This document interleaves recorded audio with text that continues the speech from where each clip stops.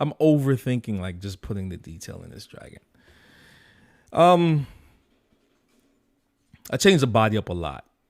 I might go back to like the original a little bit.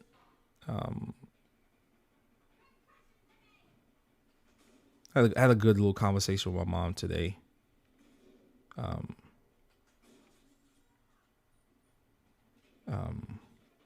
was talking about I like cooking for my kids, you know. Like if I get to I realize that might be my thing, man. I'm like one of those people that like I guess it's the math of cooking, you know, like using ratios and stuff like that to get your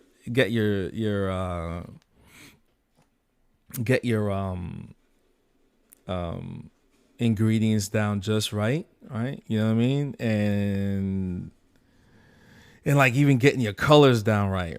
I'm weird. Like I'm saying to myself, hey, you know, some paprika, some of this. I don't like how the paprika and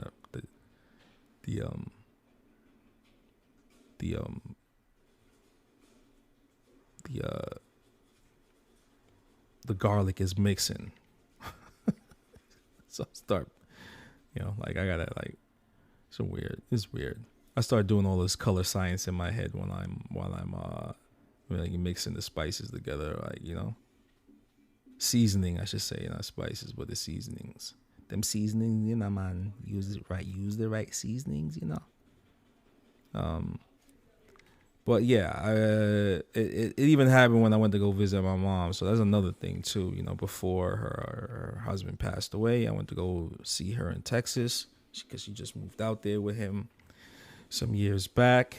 So it's kind of cool that like I don't have to fly that far to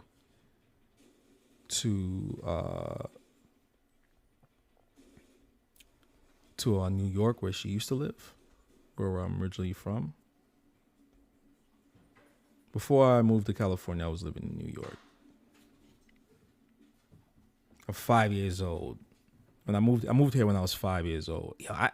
I did the math of how long I've been living in the United States. I've been living in the United States for 40 years. That's crazy. 40 years of my life.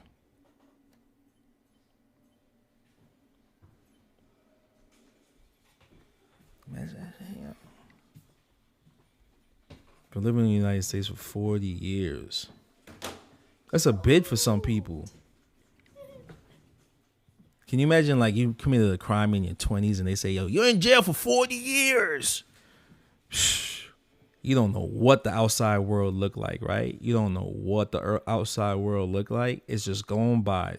Your cell ain't changed. Nothing in jail changed, man. Nothing in jail changed. Maybe they put some new TVs in and you're like, man, what's this? LED? If they even have LEDs. Maybe they do, right? And then like you come out, or that's the most extreme part, right? But like let's say like you left somewhere and you know, imagine you living like in from age since you're born to like you're like 20 years old, you were living in like West Bumble F, right? Nothing is slightly building up, and you move somewhere and then you come back and everything is different. You're just like, what is going on? I don't recognize none of this. Same thing if you're like in a coma. I think it'd be worse if you were like a coma for 20 years. Oh my God! If you were in a coma for 20 years, imagine you in a coma. Like time travel. No. Imagine if you were in a coma for 40 years. That's how long I've been living in America. You're old. Stop. Stop. You hear my daughter? You're old. Do you hear what she just said to me? But, hey, man, look, Phoenix was just showing me pictures of her when she's a little baby. And I'm like, yeah, I remember all of those. I don't. You were a baby. Of course you don't remember it. You don't remember how, see, you won't even remember how much I used to hug and kiss you. I do. You do it a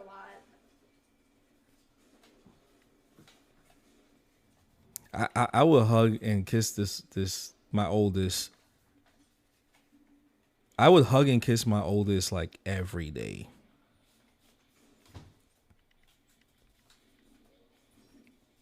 It's too bad Grandma is not hearing this right now. Grandma? Yeah. You heard her this morning, right?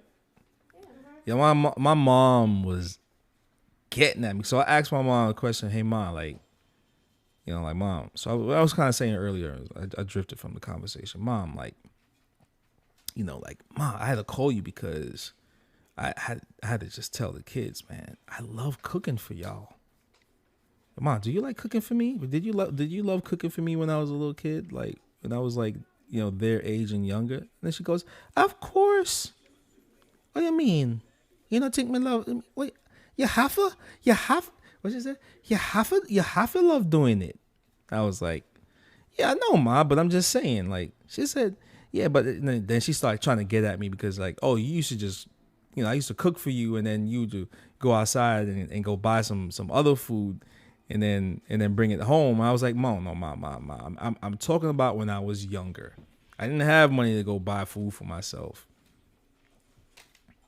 And plus, I mean, if I was doing that, because it's like, I've been eating Jamaican food my whole life, man. But I do understand the significance of cooking your own food, knowing what's in it, not using overly processed stuff and stuff like that. Yeah, yada yada yada. Right. So yeah, she was telling me basically like how she loved cooking for me too, and I was like, you know. But I just had one of those like moments. I had to tell my mom, like, I had to call her and be like, yeah, Ma, did you love cooking for me?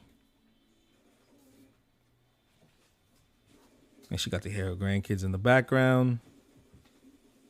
She's like, do you hug and kiss your children? And she's telling me, you must hug and kiss your children, you know. You must do it all the time. And I'm like, yes, Ma, I know. I do it all the time. I hug and kiss them every day since they've been around me. She said, of course.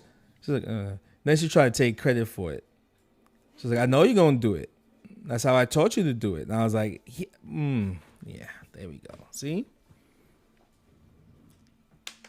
Grandma always looking for a way to big herself up and take credit for me acknowledging how much I love my kids. You know what I mean? So, yeah. They're with me this week. Love just is chilling. A taught emotion. Hmm? Love is a taught emotion. It's not a primary one. What do you mean? Love. Think so? You're taught to love by the people around you. Or like your family and stuff when you're younger. That's You think so? Yeah. You think that like humans can go without love? I think, I don't know, but I know that different versions of love is taught, or like you're taught what love is, or what you think love is by your family or the people around you, and so your impression of what love is comes from what others believe what love is. Love is something. Love is not quantifiable. Love is not quantifiable? Yeah. All right, let me define that. You can't. Your different measure definition love. of. You can't measure love. Yeah. Of course. Can't measure love. There's like different forms of it. Of course, there's different forms of love. But let's say I don't want to put humans to animals, because humans are a different development than we've developed. Our brains have because of the size of our brains and so forth and so on. Whales have giant brains. Whales have giant brains. For its size, though, it's not that big. You don't see them holding book clubs. What do you mean, book clubs? But they have a different type of communication, though. They show the same type of. I was cracking a joke. Yeah, I know. Like But I'm trying to talk serious though. I'm trying to talk serious. Brains, but you don't see them like ocean. That would be funny. Yeah, but wait. But before the growth of human beings, there were a lot more whales in the ocean. Yeah, and then Right. humans started whaling. Yeah, humans started whaling, right? Because we weren't really educated about the sea like that, right?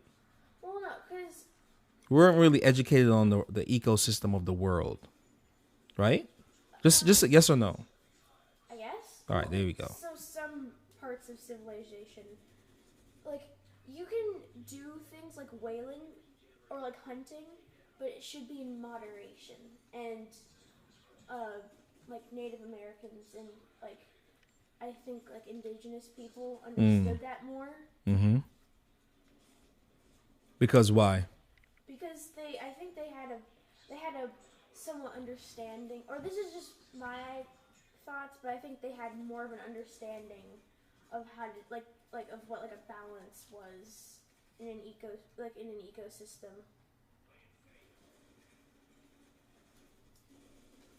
Okay.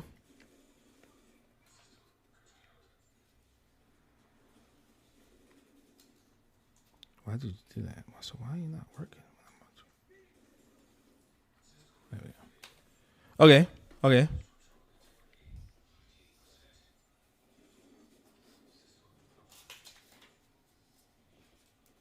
Okay. I can see that. I could see wait. Say that last part again. Say that last part again. Which part? What you just said. That statement you just said. That I got distracted with a call, a text indigenous message. people had more of an understanding of a balance that an ecosystem had. Because they were also constantly on the move. Well, I mean, They were very nomadic. Some of them were. Some of them actually stayed in places. And they worked within the ecosystem. Yeah. Okay, so now. They made sure to balance. So now but do you think that a nomadic lifestyle is also, let's say, do you think that they had a better understanding to be nomadic? Maybe. But I don't know. I'm not a very big. I mean, I like history, but I don't really know a lot. I didn't take a history course last year. Okay. Oh, you gotta read Guns, Germs, and Steel. It's really good. It's a dry read, but it's really good.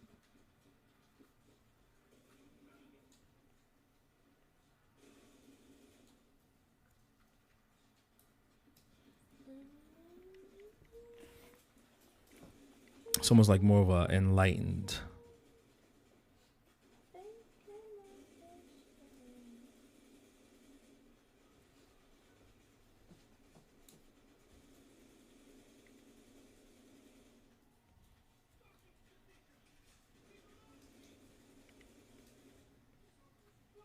Dude, how come the headphones aren't working?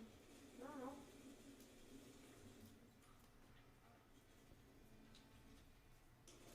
I like that long one. Let's go.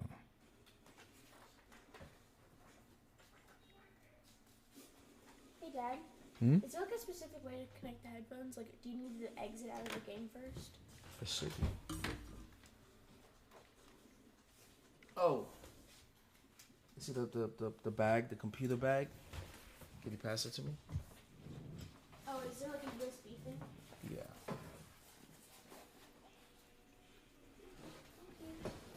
You didn't even just ask, like, hey, whatever, man.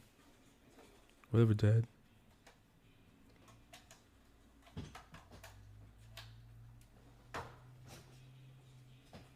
He didn't even say, hey, Dad, it's not connecting. I was like, all right, cool. Let me hook you up. Let me help you out. I asked and you helped. Adrian asked? No, I did. Oh. He's interrupting our conversation.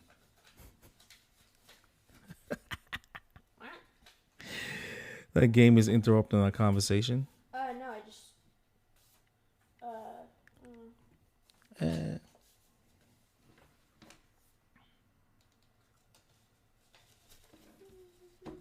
Wait, is this off a little bit? Oh no, the drawing's off. Oh.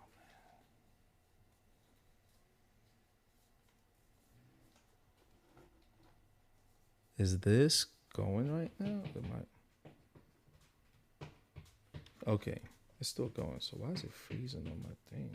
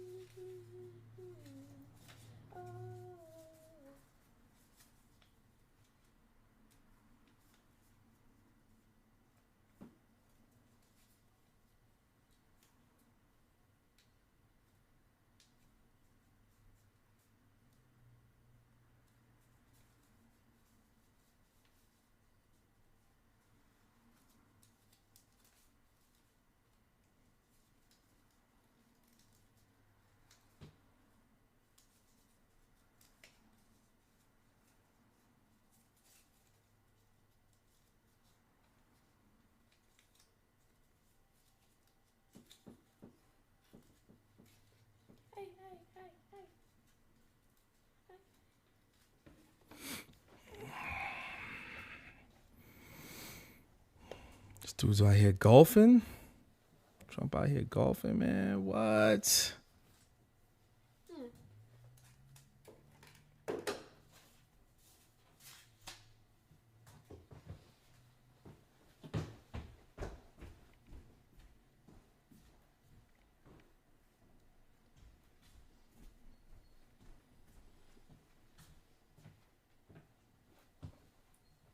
Printed out my Instagram. Is that your Instagram? Mm-hmm. Your Instagram? Yeah. I don't know.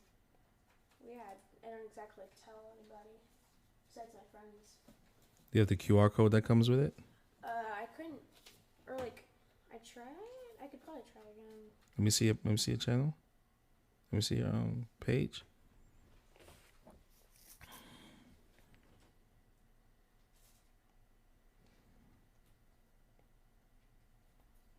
Yeah, go follow my daughter on Instagram.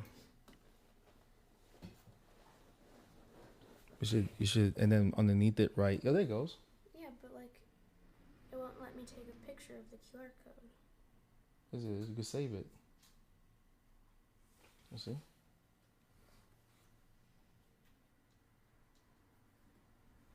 I already took a screenshot of it. That's just the link. You're supposed to be able to download the QR code. Maybe it's because my phone is ancient. I mean, look, I have a hole in the screen. Oh, so then just you know how to generate a QR code? Oh no, just take that, right? And then put it in the labeler. And then right underneath it the name of your page. Yes. Oh, wait, hold on. Actually, figured it out.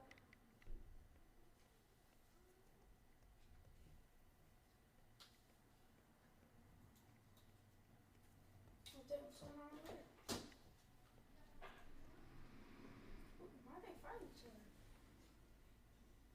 Oh, the good guys? No. They both have red things over their heads. Oh, the NPCs are fighting? Yeah. Oh, sometimes they do that.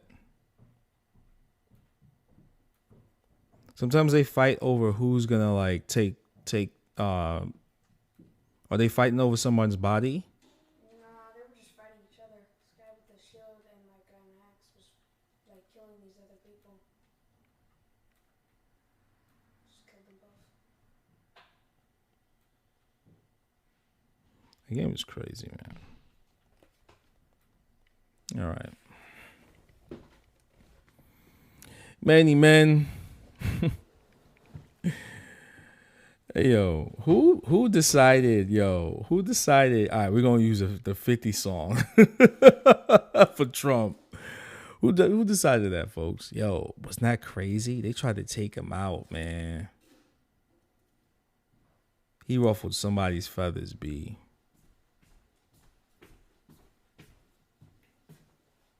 Some people say Sleepy Joe.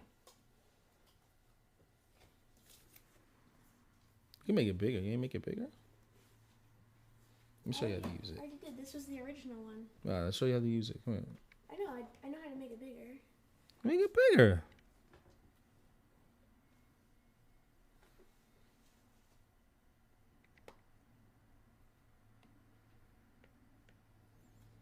Did Sleepy Joe try to push the button? Did he push the button on that good man Trump? My kid's like, my God, my dad likes Trump.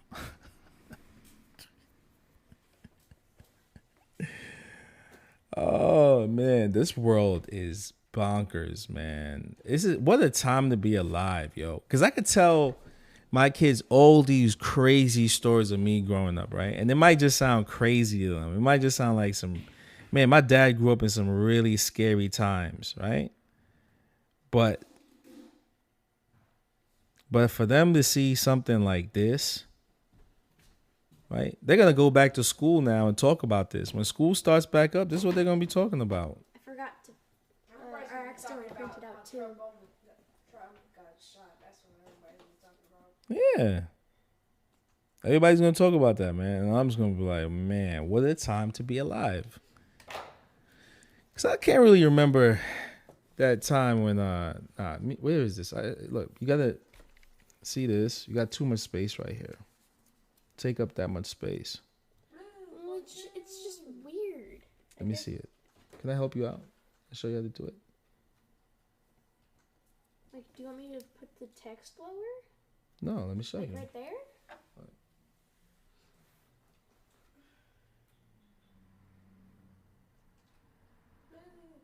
No, you gotta do.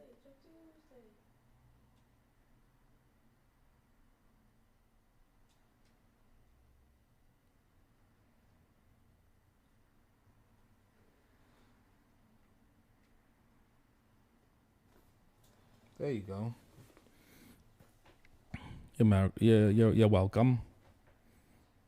Let me tell you something.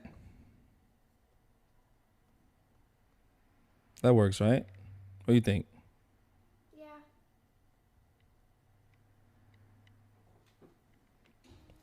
Oh, I have so many of these. Maybe I should get you one for your birthday. Nah, you'll go label crazy and just start labeling everything in the house. Yeah. It's better not to get me one. Be like, mine. The sticker maker would be cool though. Mine. Here you go. There we go. Look how nice that is, yo. Look how nice that is. Let's take that off.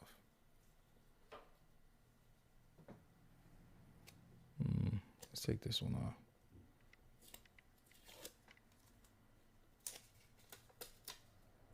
My butter. Oh, it chopped off the QR code. Bring it back. Let me see that one more time. Chopped it off a little bit. Keep. Oh.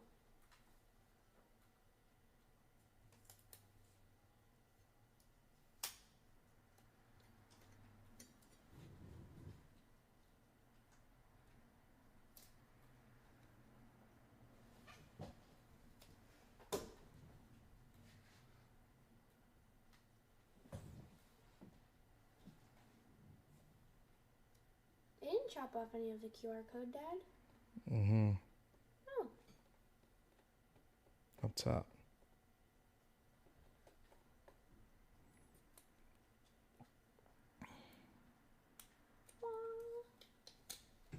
There you go. She's worried I'm about to go through her phone. Yep, that is exactly what I'm worried about. Note the sarcasm.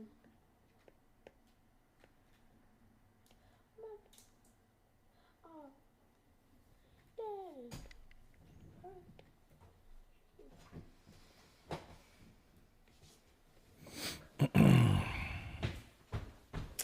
Oh, I didn't even start it right, man. I didn't even start it right. So, 100 Dragons by Andre Malcolm, published by BLOODWORK Books, a subsidiary of Analog Tattoo Arts Collective, ATAK, ATAK. First limited edition of 1,000 copies, printed in China. Font modified BEBAS NEUE. Other Bloodworks books. Suits made to fit, action and reaction, full coverage, Bloodworks sleeves, Bloodworks bodies. And you can find all of this and many more at analogtattoo.com. Yeah, folks, go support that man, Adrian Lee, man. He's dope. You know, there's some other books out there too that I'm gonna be reviewing soon. You know what I mean? Things that I think see, my kid did that. He did that right. See how she did that? That's how you do that gorilla. Let me go right here. Guerrilla marketing. Just do it right on the. There we go. Go support the machine, folks. You know, it's placement, right? Right there. Scan that QR code. You know, support a young child's entrepreneurial spirit. You know.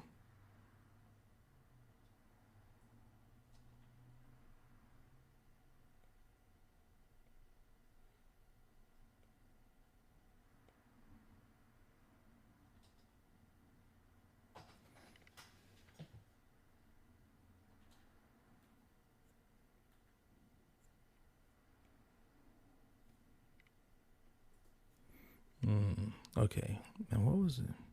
I just switch this dragon up just a little bit more. I'm gonna like keep that like plain looking. I mean, I'm giving all these dragons more modern things that I'm into. You know, the way the antlers look. You know, I really like that. Putting them above the ear.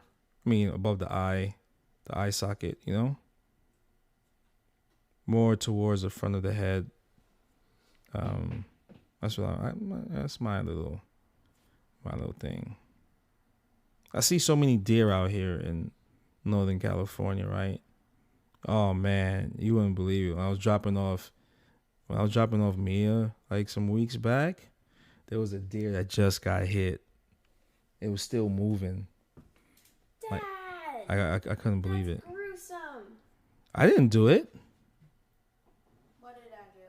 I didn't do anything. Me and Ty and Mia passed it on the road up in the hills. It just happened. Like whoever hit the deer didn't even like, you know.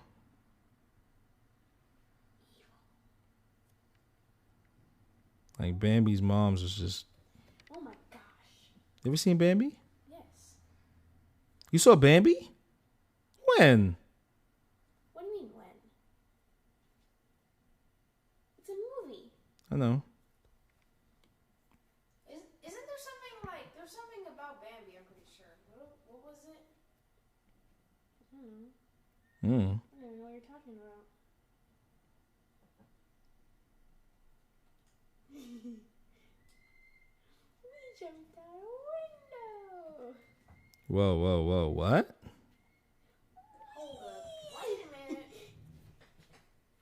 Oh, It's Baymax. Baymax. Isn't there a part 2 coming out? I don't know. Or did it come out already? I know that there's a TV show. Oh, there's a TV show. That's what it was. But it's not. But it's not the It's not the movie, right? No.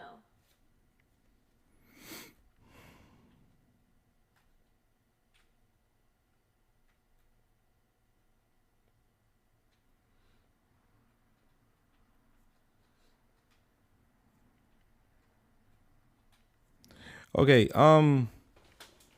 that dragon show at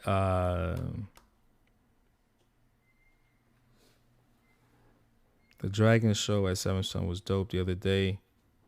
Thanks for having me in the show, Luke. I really appreciate it. Sorry for the miscommunication. I'll tell you the truth, folks. I thought I wasn't invited. I wasn't upset. I'll tell you this right now. I wasn't upset. I just thought I wasn't invited. I was like, all right, cool. You know, let the young ones get some shine. You know what I mean? So noble. What do you mean? No, So noble of me I'm joking. not to be upset. Nah, that's the homie, man. No, Luke.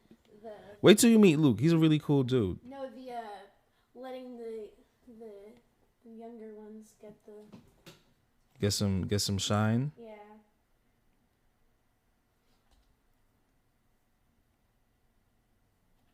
Yeah, I wasn't sweating it. You know, was not sweating it at all. And plus I just had a lot of, like, if you didn't see me on Instagram and if you didn't see me on YouTube streaming for the last month, you know what that tells you? And even before that, if you look at the dates of my last 5 streams, it tells you right there. Since 2024 started, it's been crazy for me. And it started last year, 2023, like my grandmother passing. I couldn't go to conventions, you know, like just it's that time. Look folks, I'm 45 years old. My mom is a family of 10. Think of this, you got to look at it. This is a good perspective on my life right now, folks. And I'll tell you this right now. My mom comes from Mello. What's good, Dre? Hope you and your family doing well. Family's all right. Mello, what's going on? Thanks for coming through. Appreciate you, Mello. I don't know when you made that comment, but thank you. Let's go back to that. I want everybody that will watch this in the future just understand this. I come from a family. My mom comes from a family of 10 kids, right? And my grandfather had some previous kids, and everybody on my mom's side of the family is like really, really tight. You know what I mean? My grandmother's kids, they're really, really, they're tight, but somewhat tight. Like my grandmother just passed away, 2023, right? October 2023. And so there's like all these different things that's happening right now where we are.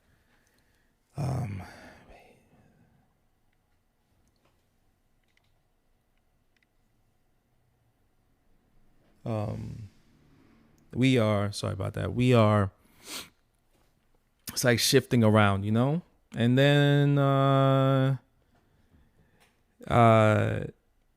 so my mom had me when she was 27, I think, you know? And now I'm 45 and she's 72 or something like that. I don't know the math. I think that's the math. I don't know what age my mom is now. Maybe, I don't know. 27, I don't know. Anyway, matter of fact, I don't even know my mom's real age. I don't know that's the age she had me. I just know I'm 45. That's it. My mom's super secretive, you know. And yeah, all these things is happening, and I said to certain people, hey, I'll make it to this convention, can't make it to this guest spot, can't do all these things because guess what? It's just all these family things just started coming around all at the same time. So that's been my life for the last,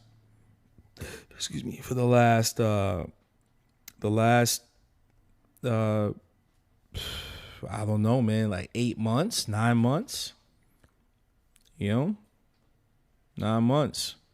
I'm still not. What's that? Snollygoster. What's that?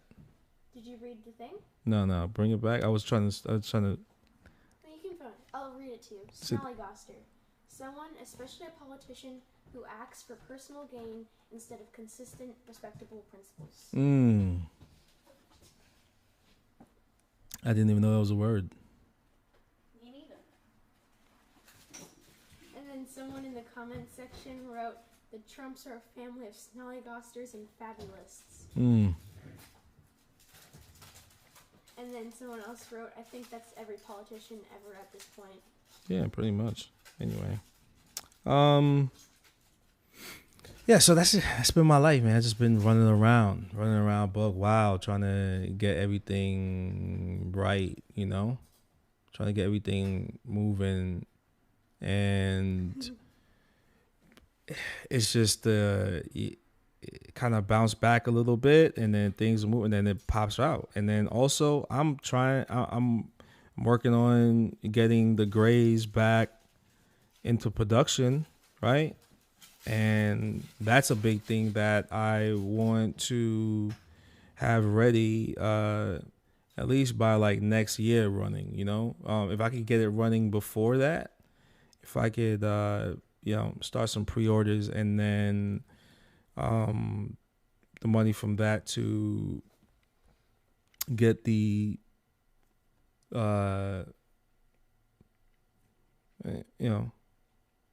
get it going, because this child support shit is killing me. Imagine trying to pay child support and save money for this business. It's hard. So yeah, I'm gonna tell you that's it. From the child support fees, all this other stuff, a lot of stuff is going on, and then family passing away, and then traveling. I'm gonna be really transparent about that. Look, slow economy. We're bouncing back from a major pandemic, right? It just doesn't go away like that, especially the financial side. It takes time to re-up, right? Training a new workforce for production here in America and around the world. Because guess what, folks? When something happens in one part of the world, it happens all over the world. It affects everywhere. So understand that, even though you might not be living in China or India or any place of mass production, when a major pandemic like that happens, it will affect you in some way, or some form, right? And that's basically it. And then when you have personal family things like someone passing away or someone gets sick, and it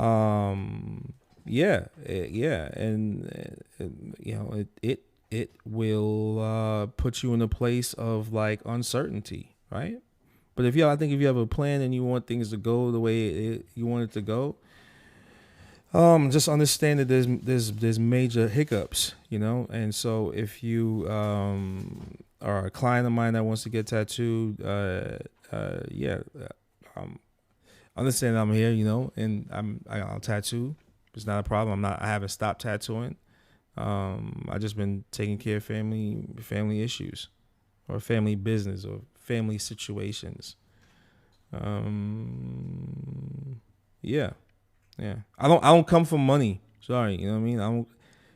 I'm working towards accomplishing something like that where I can pay for things, and but I don't come from large amounts of family resources. I'm a mom's only child. So there you go. And her husband just passed away. And so now I got to go, fly to Texas every, a 3-hour flight, maybe every 2 weeks. On top of getting my business back on track, finding somebody that I can trust that can help me run the business. You know how hard that is? It's not easy. And then it's not easy finding someone. All right, you know what I mean?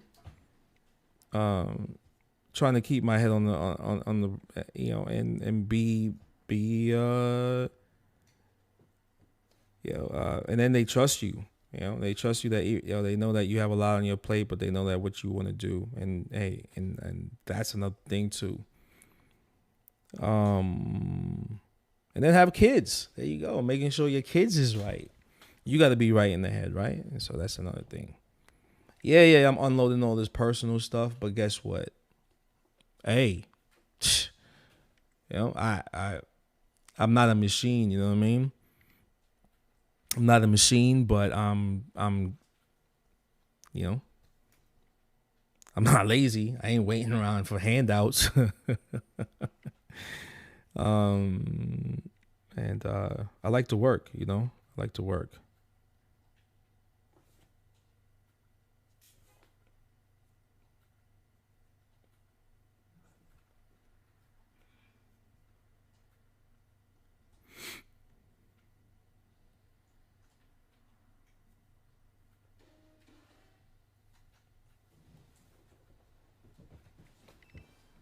Uh-oh. He loves I introduced my oldest to a labeling machine that I got here, right? I ain't gonna say which brand. Oh, that. No, she's like, No! you know what it is? I Spare didn't turn out so great. It's tiny. You know what it is? You like to see it in print now. That's how the world works. There you go. That's how the world works. Imagine, right? You know you can write a book, right? You could do a book if you wanted. How does a book work? Pages. What's that doing? Flipping. Yeah. So Phoenix, you know you can just make a little mini book. Isn't that cool? You can just do a little mini book. Stickers? Hey, think about it. I would just. So my oldest could write. That's a fact. Yeah.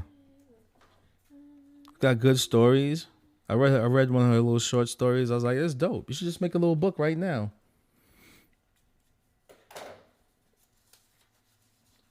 You should make a little book. I got a stapler. Staple the pages to get. It gives you how much paper. Look at it. So if it gives you this much space, right? So you know you could flip the image of whatever you write, Yeah. right? And then you just staple it. Do like 10 little pages. With these? Yeah. Okay. Who says you can't? No one. I already have the mini story. Let it out, man. It's all good. Thank you, Mello. Did I show you the one with the raccoon? It's a work in progress, but That'd be dope. Mello was like, yo, let it out. Mello just wrote, let it out, man. It's all good. Yeah, man. It's yo, you know what it is? It's like it's what happened. My cousin, shout out to my cousin Sydney, man. My cousin Sydney said to me one time, like I was younger. She said that like maybe I think I was like 17. I think I was like 6, maybe 15. But she said to me, no, I was 16. She said, Andre, one day you're gonna have to take care of your mother. It's like right now I'm young, and my mom was taking care of me, right? And I'm thinking life is all good. And she said one day you're gonna take care of your mother. And I think when she said that to me, it just never really left my brain. And that's it. I'm telling you, there's been like little key things in my life. And, you know, little key things in my life that have happened to me that like it just like triggers something, you know? I think one of the first times it was like maybe I remember being inside my mom and feeling the heat from outside, you know? Feeling the heat. That's probably one of my early memories. This is probably one of the scariest things that in the last like year that I saw. There's a scene in Dune 2 when his sister is developing in his mother. And there's a scene where she's talking to her. The mother is talking to the baby, the fetus inside of her, and she moves her gown and the light hits her stomach and the baby feels it. Yo, I felt that. I know what that feeling is like. I know what that looks like because I remember that. That's probably one of my earliest memories of my consciousness is being inside my mom and feeling outside. It's never left me. It's never. And when that scene was in the movie, I was like, yo, that was crazy. That was crazy. I even remember the stuff floating around, like all the birth fluid, all that stuff that floats around in the what's the embryonic sac? What? Yeah. Cap. I remember swimming. What movie are you? Oh. Yeah. Cap. Not even I can remember that. You don't remember that? I'm not saying that. I'm not saying that you have to remember it. I'm just saying that's like one of my earlier memories. So yeah, he wasn't really Kinda around. Weird. It's like a sci-fi. What do you mean? I mean, you live with your mom, so it sounds weird for you to hear me say it now. But I bet you, if you heard me say it when you were younger, you'd be like, "Ah, my dad always talks about that." But I'm telling you. And then another memory is probably like meeting my meeting my sisters and my brothers. I didn't know that's who I was meeting at the time. And then another good memory is my uncle drawing a stick figure for me. And this is probably one of the like crazier feelings. It was I felt my brain like on fire a little bit because I saw him draw something out of thin air, and I was like, that's the craziest thing I've ever seen. You know that, kiddos? Yeah. It was like the craziest thing I've ever seen. He just drew something. How do you do that? I want to do that. That's it.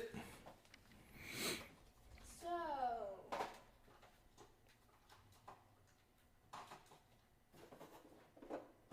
You have a lot of stuff, Dad. Yeah, you want to help me throw it away? No. Mello, yo, I don't know if you remember me. You did my sleeve and chest piece back in 2010 in Filipino dude from Jersey living downtown Oakland. I moved back to the East Coast in 2018. Does he say? Yo, Mello, yeah, what's up, Mello? Mello, what's good? Where's your stapler? How's the family? How's the kids? It should be, if it's not on that shelf, it might be on the shelf out here where the books are. How's the family, man? How's Jersey? You moved back to Jersey?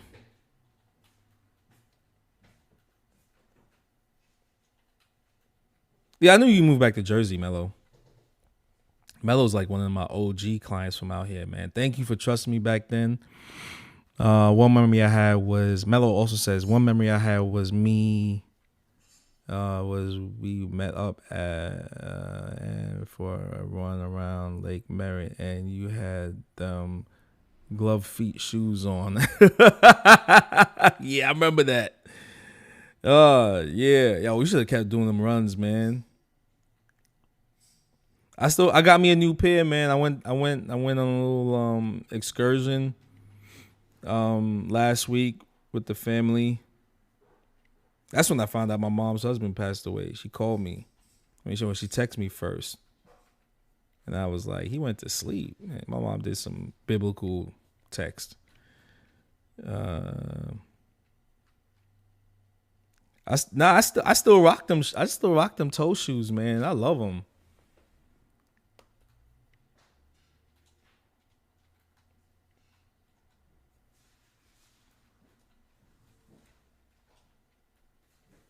I'm good, man. I got 2 kids now. Jersey's still the same. Ha ha ha. Jersey got to be popping right now, man. How many New Yorkers is living in Jersey now?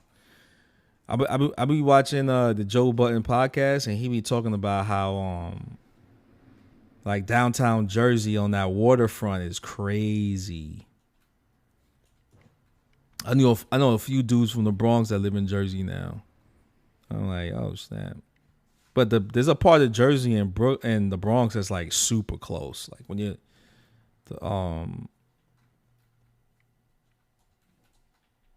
off the Harlem River Drive.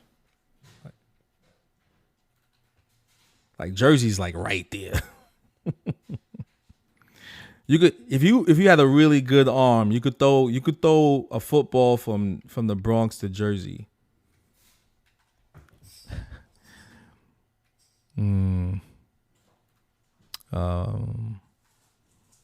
Mello says, damn, it's that age, Red, that our loved ones are passing on. Yep, it's that age, man. I was talking to another tattooer, he said, his mom and father met when his mom was like her 20s, And that's the only guy she ever knew. It's the only guy she ever was with. That to me, I that's so dope. You know? And so when his pops passed away, you know, like she still talks about him. Still talks about him. I don't think she ever got and he's the only child of hers, you know. He has half brothers and sisters, maybe. I think he said he has half brothers and sisters, but like, you know, like she lives in LA, you know, and that's you know, like you know, you gotta, you know, like it's like you're gonna be taking care of just that person that took care of you, you know. Like it's a honorable thing for a child to do, you know. Like I'm of that age where I can do that now. You know, I'll be flying out to go see my mom now, and you know, probably one of the realest moments I've been sharing with people, like, is that we can relate on when our parents are going through something. You know,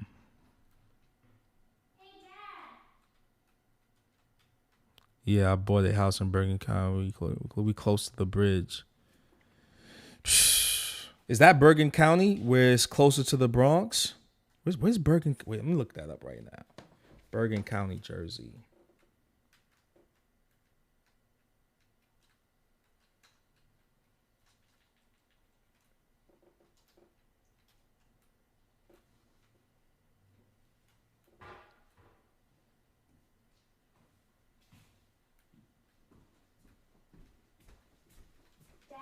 Yep. I found it. Oh, you up near Yonkers? I found a nasty pair of AirPods in your thing. Did you? Yeah, and you have a lot of colors of ink. I know. I do a lot of tattoo. I know, but it's mostly just. I feel like most of it's just sitting there. Grays. It's what? It's just gray. Oh yeah. Well, most of it is. Bergen County, man. Westwood.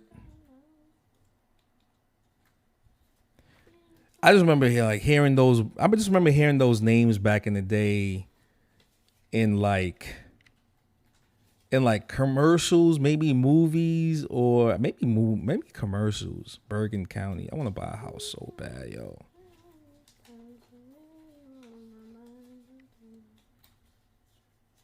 I need some buy a house money.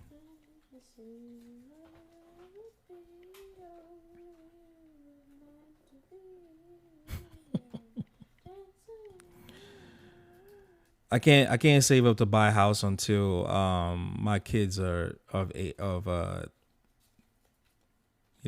legal age. Once they turn 18, that's when I can start saving up for a house. You only have to wait 3 years for me and 5 years for Adrian. So 5 more years.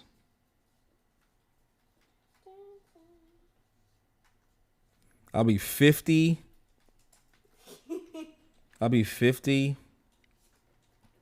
And maybe then. I'm gonna go play with your inks. Ow. Put some gloves on. Okay. Sorry, Adrian.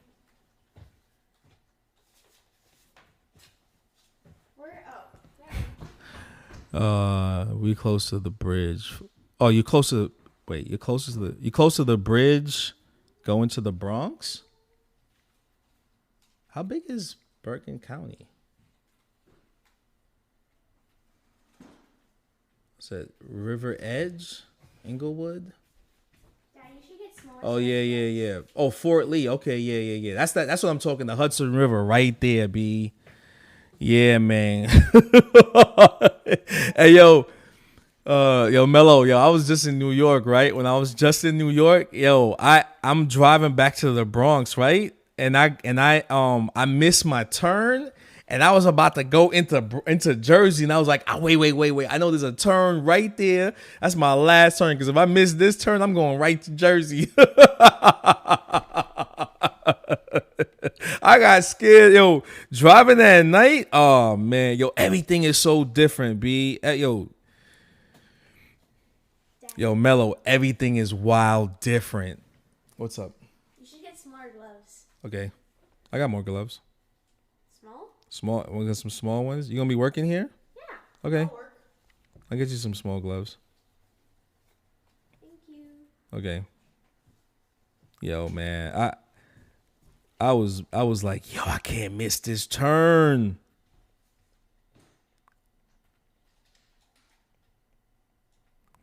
But I will say I like driving on the west side going up to the Bronx. Brandon, was good. Was good, Mr. Malcolm. Good to see you back on the Dragons. Yep. Thank you so much. Yeah, man. Yo, that's how we were when we first moved back, man. Thank you for thank God for GPS. Psh, yo, GPS is the greatest invention of all time. Hey, yo, GPS is the greatest invention of all time, yo.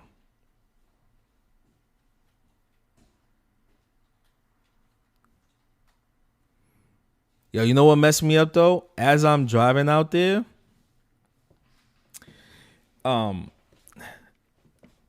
excuse me, I didn't have my lights on. Oh man, I didn't have my. I'm saying to myself like, yo, why is everything so dark? I was like, the headlights in this car is mad low. And I said to myself, like, look, and now I was like, oh snap, I didn't have the automatic lights on. As soon as I turned that on, the whole car front just lit up. I was like, oh, this is great. Oh man. I borrowed my cousin's car, man. Yo, shout out to you, Andrew, for letting me borrow your car. That was dope. But before that, hey, look, I'm sorry, folks. I'm sorry. I got my license in 2013, so I wasn't driving like that. I there's a few relationships I had before I met my kids' mother, that those girls like, you ain't got no car. Or when I started dating like the right type of women, they'd be like, you need to get a car. I'm like, for what? I could just jump in the cab. But they're of a type where they need a car. There's some parts of New York you need a car. Like if you live in like some parts of Queens, you ain't just jumping on no bus. But like, you know, it's class. It's like kind of a classism thing. You know what I mean? Like when you have a certain, you know, if you got like a certain, just to say, yo, when I finally did get a car, it's because I'm living in California. I'm in Oakland, and you just can't take a bus in California. You can in some parts, you can, but it was bad, yo. It was real bad. I'm out here driving in the dark, saying to myself like, yo, man, what's up with the lights?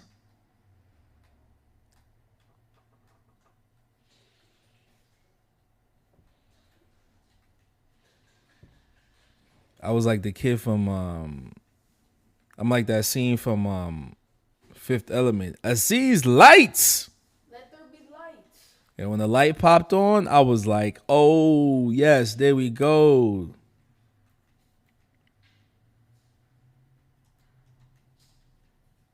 Let me just readjust this a little bit.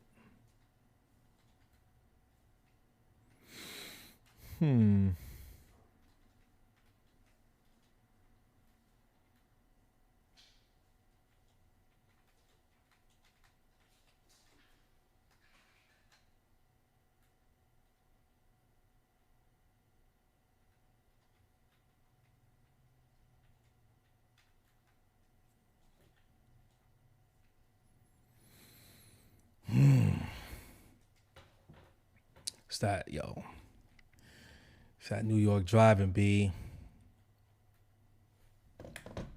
I passed a few cops. The cops didn't pull me over. I was like,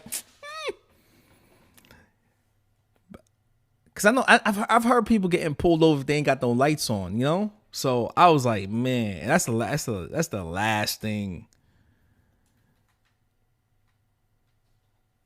I'm the type of person, I don't like driving anybody's car, man. Like I've said this before. The 80s and the 90s traumatized me, man. Traumatized me, especially when dudes is getting pulled over. And you know, and this reason why I got a smart car, because I got like 9 cameras watching me at all time. And if the cops say something, I'm gonna be like, all right, hold up 1 second. Let's run this recording back. I can't drive I can't drive any car that doesn't have 9 cameras on it. I refuse to do it.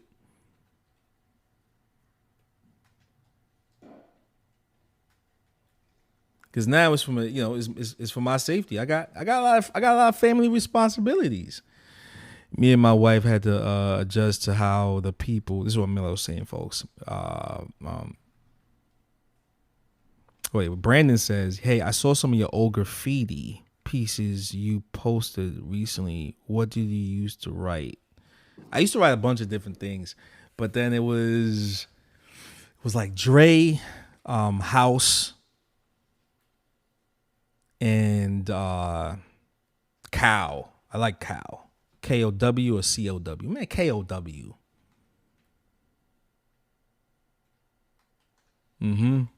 Yeah, that's what I used to write. TMC crew.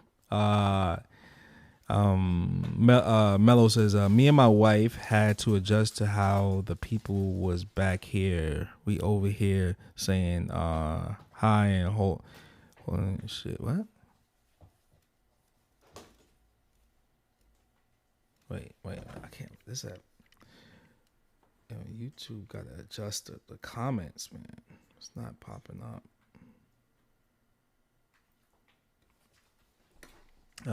Was back there. We over here saying hi and holders and shit, looking at us like we crazy, man. Yeah, there's like this polite people on the West Coast. When you're way too nice on the East Coast, people think you up to something.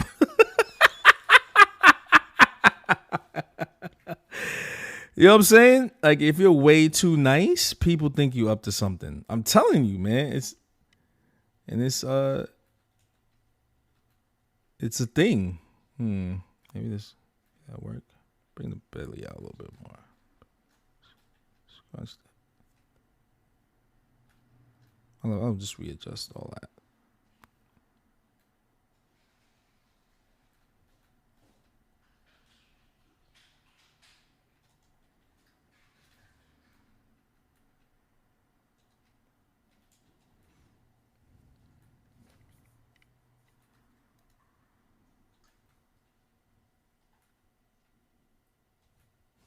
Yeah, what?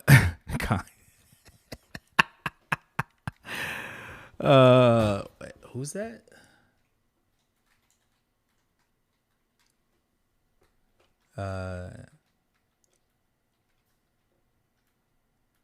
Saying and holding doors. Yeah. Holding doors open for people. Yeah. They think you about to line them up.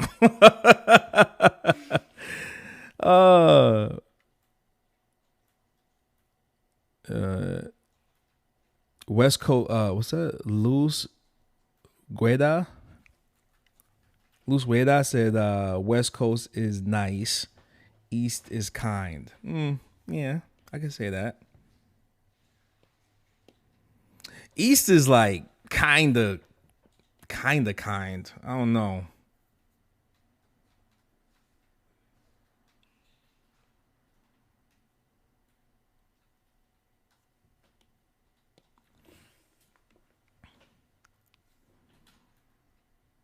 Oh my God, man. That'd be funny, yo. People funny. Yeah, but I come out there all the time and it's just like, you know, it's wait, let me see something.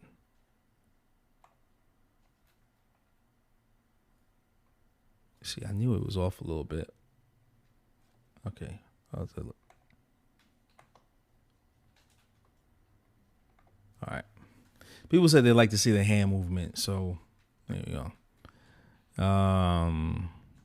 Loose, what's going? I'm gonna just call you Loose. What's up, Loose? Or Los? Loose, Los, Loose. Los is LOS, right? This is Loose, Loose. What's up, Loose?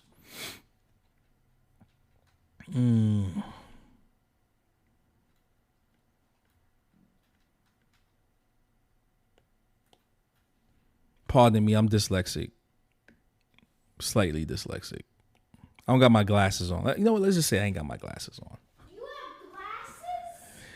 glasses? Oh my God. Yes, I have glasses. You heard my daughter back here? You've got glasses? Uh-oh. Thank me for your glasses. No, she ain't bring my glasses. Told you. I just got them, yo. I had glasses before, Well, those are new ones. and my ex took them. Mom? No.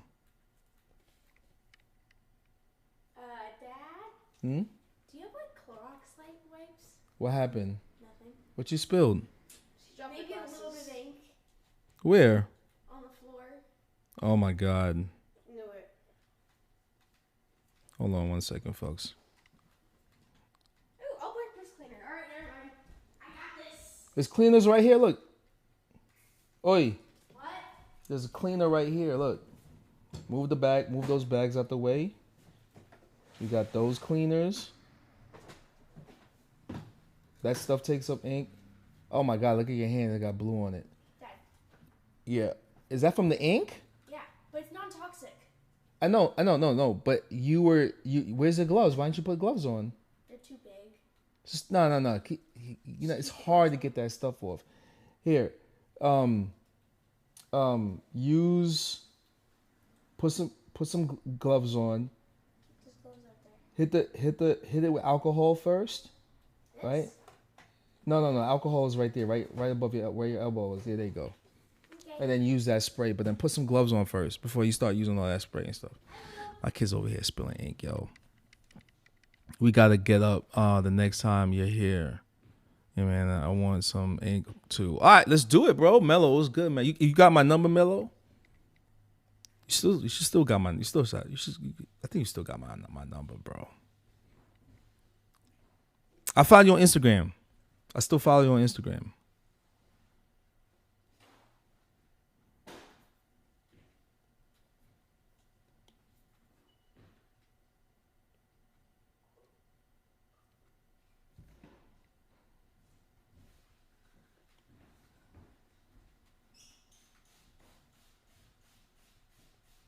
I'm gonna do this dragon a little bit more looser. I got a little cool little idea.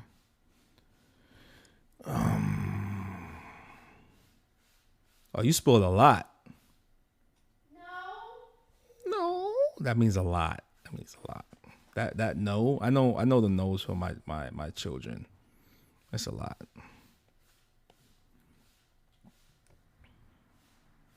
I bet you got the 718 number.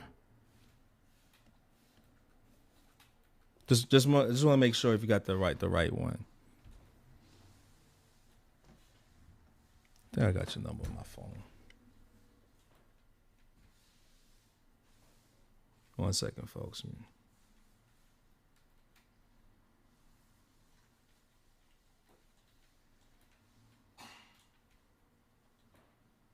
Mello, just text me real quick. It should be a 718 number.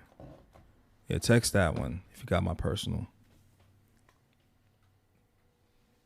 It'll be, I think it's August. I'll be out there August 15th to the The 15th to like the 20th, 25th. Yeah, the 15th to the 25th, I'm gonna be out there.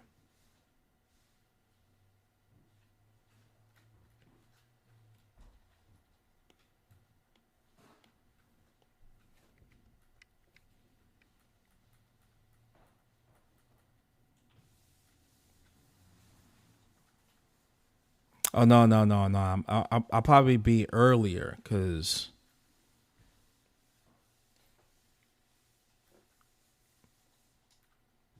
it might be like the first. It might be like the last week of August. I might do the last week of August because one of my favorite games is coming out. Monkey King is coming out. So I can't miss that launch. I'm taking this streaming thing serious, folks. This is other than tattooing and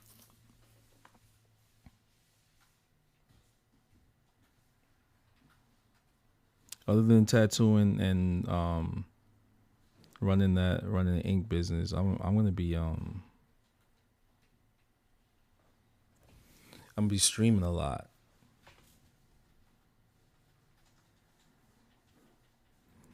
And if Mello, if you ain't got my and then what I'll do, I'm gonna hit you. I think I saw you just made the post too, so I'm gonna hit you up when I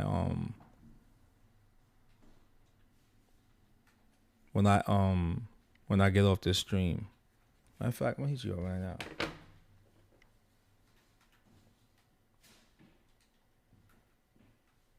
Oh, yep, you just got me. All right. Yep, that's you. Yeah, see, I still got you in here. I ain't. East Coast shit, man. Jersey in the house. Shout out to Jersey.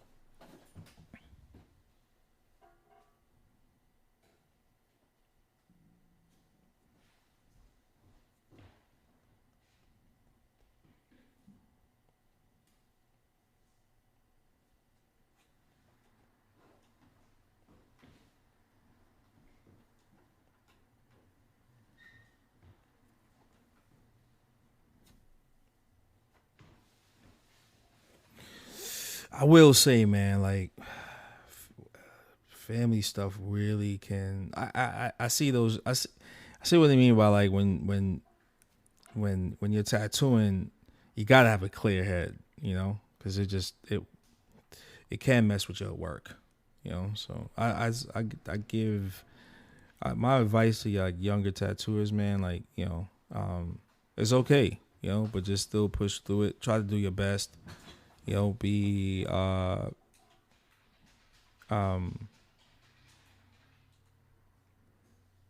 do your best when you work, you know. Try to have a clear head. I know that's very hard, and even be forthcoming with your clients, you know, because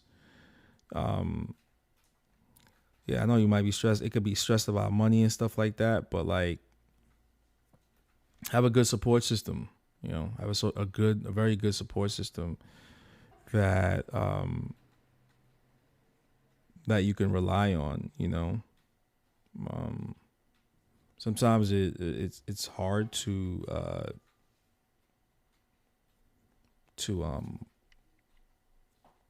find that, you know.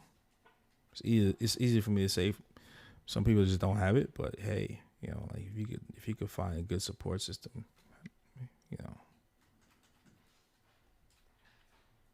seek it out.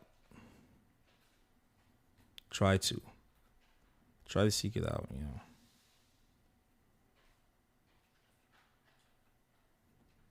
Shit, I never cried so hard when my grandmother passed away. Oh my God, that shit was crazy.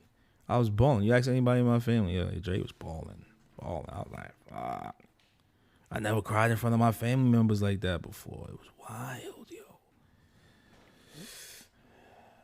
Just seeing yo holding the casket, I was like, what?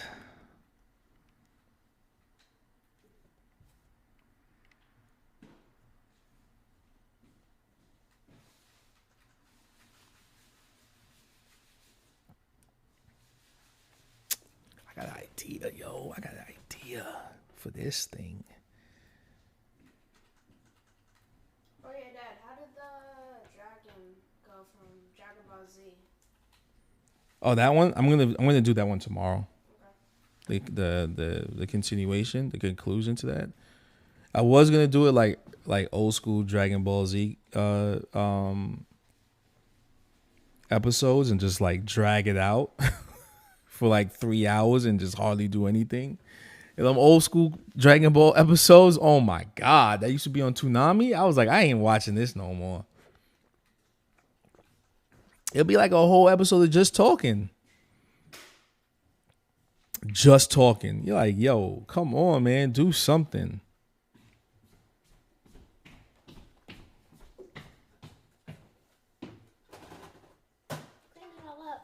Gotta love One Punch Man. Oh, and if there's still like some like smudgy stuff, there should be some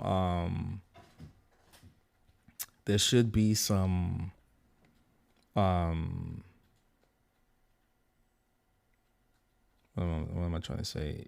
Hand sanitizer. If you spray it on it, it'll pick it right up. I got everything. You got everything? Yeah, do you have a hair blow dryer? Nah, it'll dry. No. Oh, yeah, but I gotta take this call, folks. Something 1 second. else.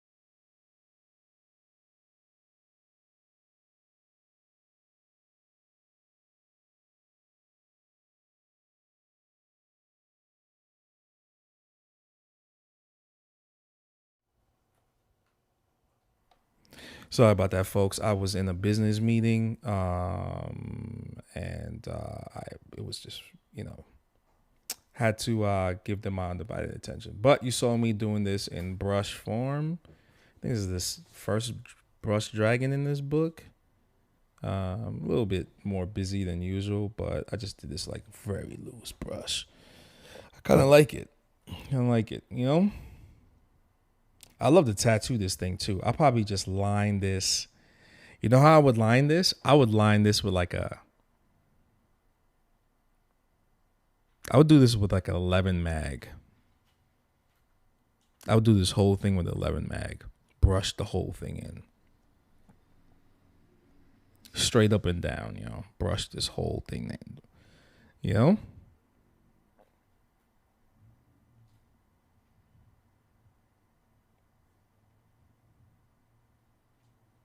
brush this whole, like what you see me do right now, this is how the brush would move.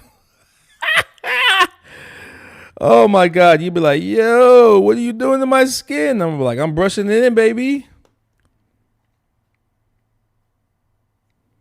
A brush dragging like this. Ooh, baby.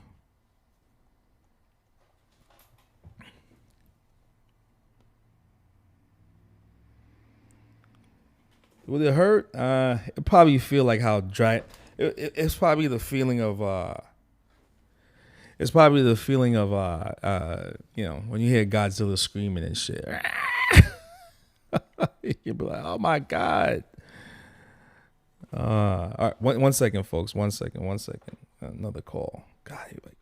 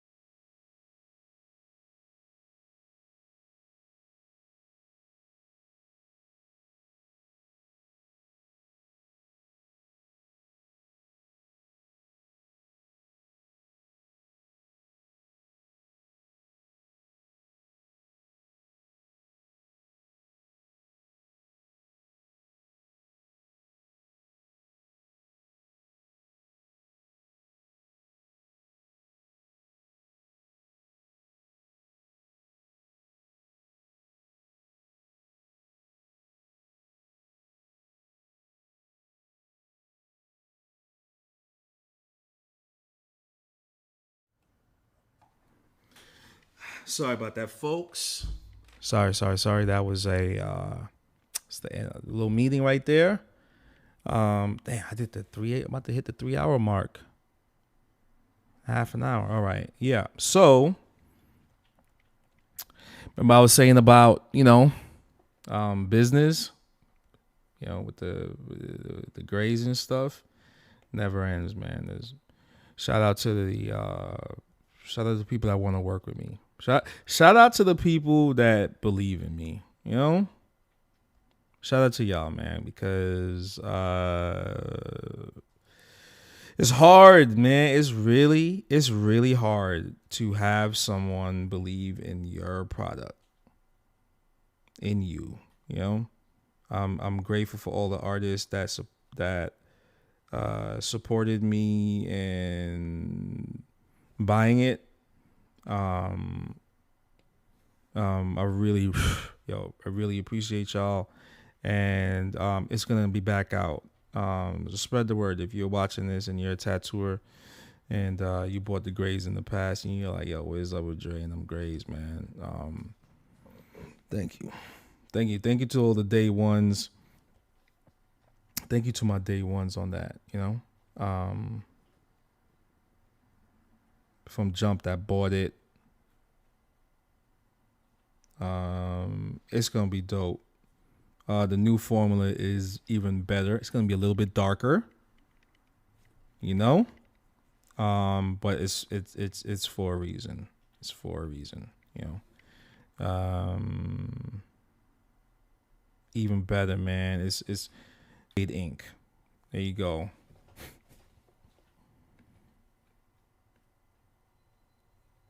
They not ready, B. They not ready. I got struck by lightning and the thunder.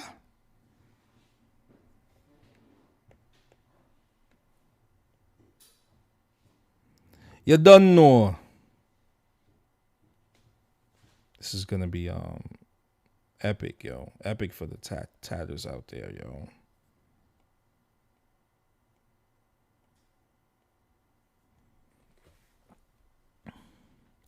Epic for the tatters out there, yo. Epic, for the tattoo community, man.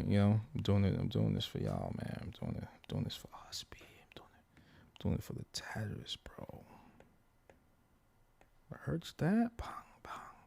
Bang, bang, bang, bang. Oh, let's do this. How does this line weight look? Can I do it with this one? Should I make the scales a little bit thinner? But how's that look? That's all right. How's that look, A little brushy, but tight. And when it got bigger, right? But brushy.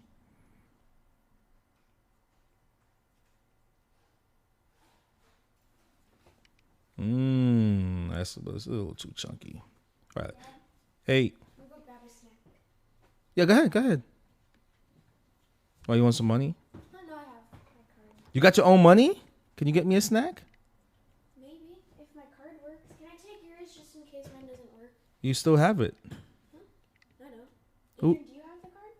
Who took my card for the coffee? Where's the card that Dad gave you for coffee?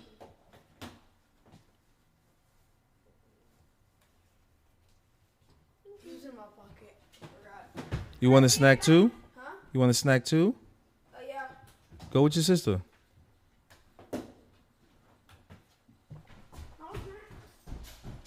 Huh, snack? Where y'all going? I'm gonna grab a croissant from Happy Donut. What do you want? Can you get me a croissant also? Sure.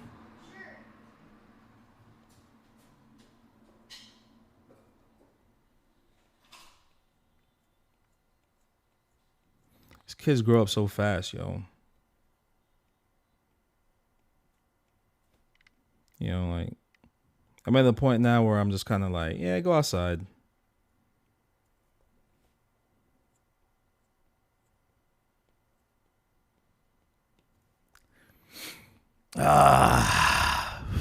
Man, folks, you don't know, man. You don't know. Yeah, but I'm a dad, yo. Somebody was like, I want to have a baby with him. Shit. Have a baby with this guy.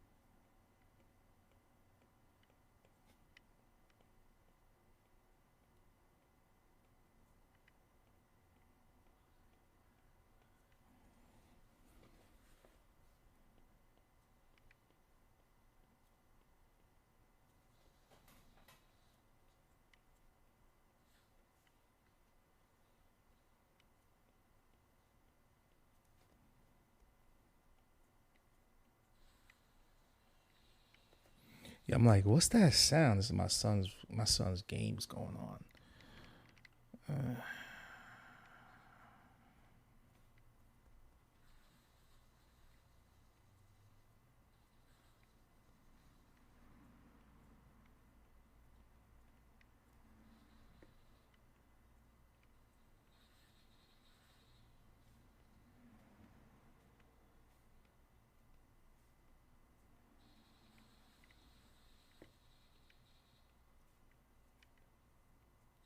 All I'm doing, folks, is just getting the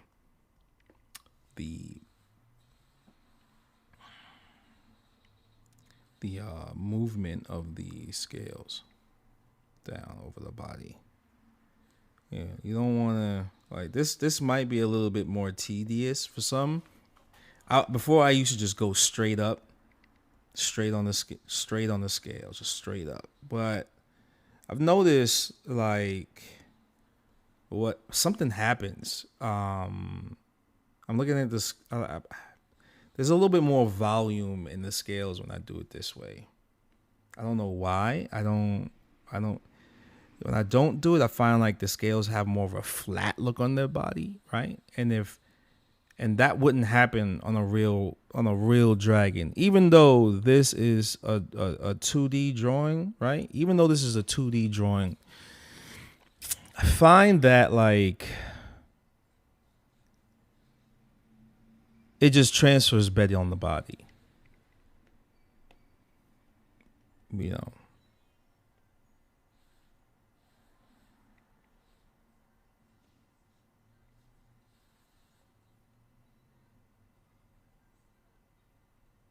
It's at 10%. Let's go with 5.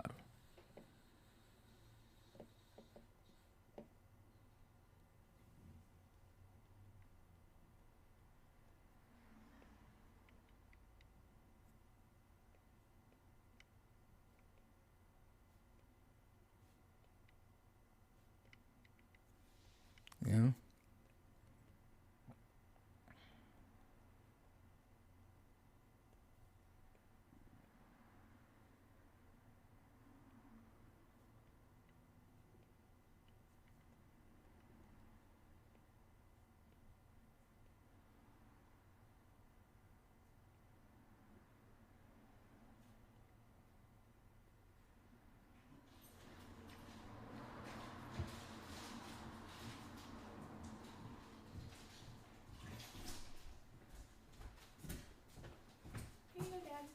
You lock the door. I'm gonna. Scales look a little too small. Let's give it a little bit more volume. I got it. Yeah, let's go 10%. Yeah, there we go.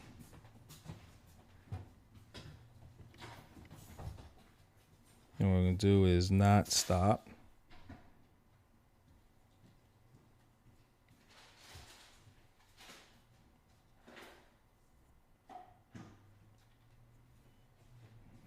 Now, I know there's like certain brush techniques, right?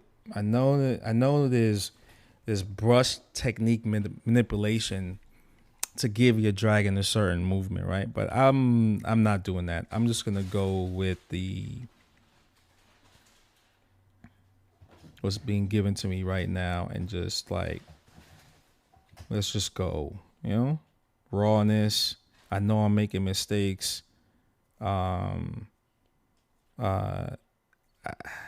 that I'm breaking tradition, but I know it's supposed to be done a certain way. You want the line weight to be, I know, I can do that, but that's I don't really think it calls for that right now. This is a straight illustration for this particular dragon in the book.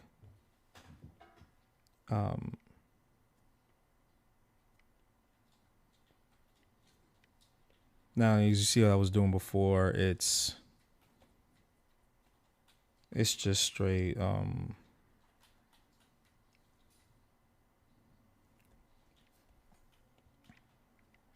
it's a different kind of brush. This has the stroke, the boldness, the movement. You know, it reminds me of like Mark Texteria. He used to do and then he worked on Ghost Rider back in the day on Marvel Comics, Punisher, Moon Knight.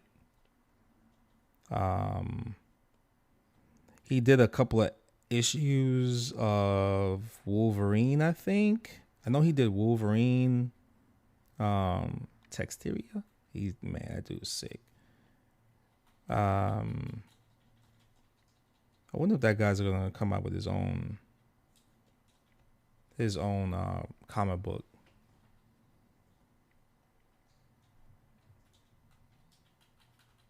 There's some comic book artists that just like, I'm not doing any of my own characters. I'm just gonna do this forever.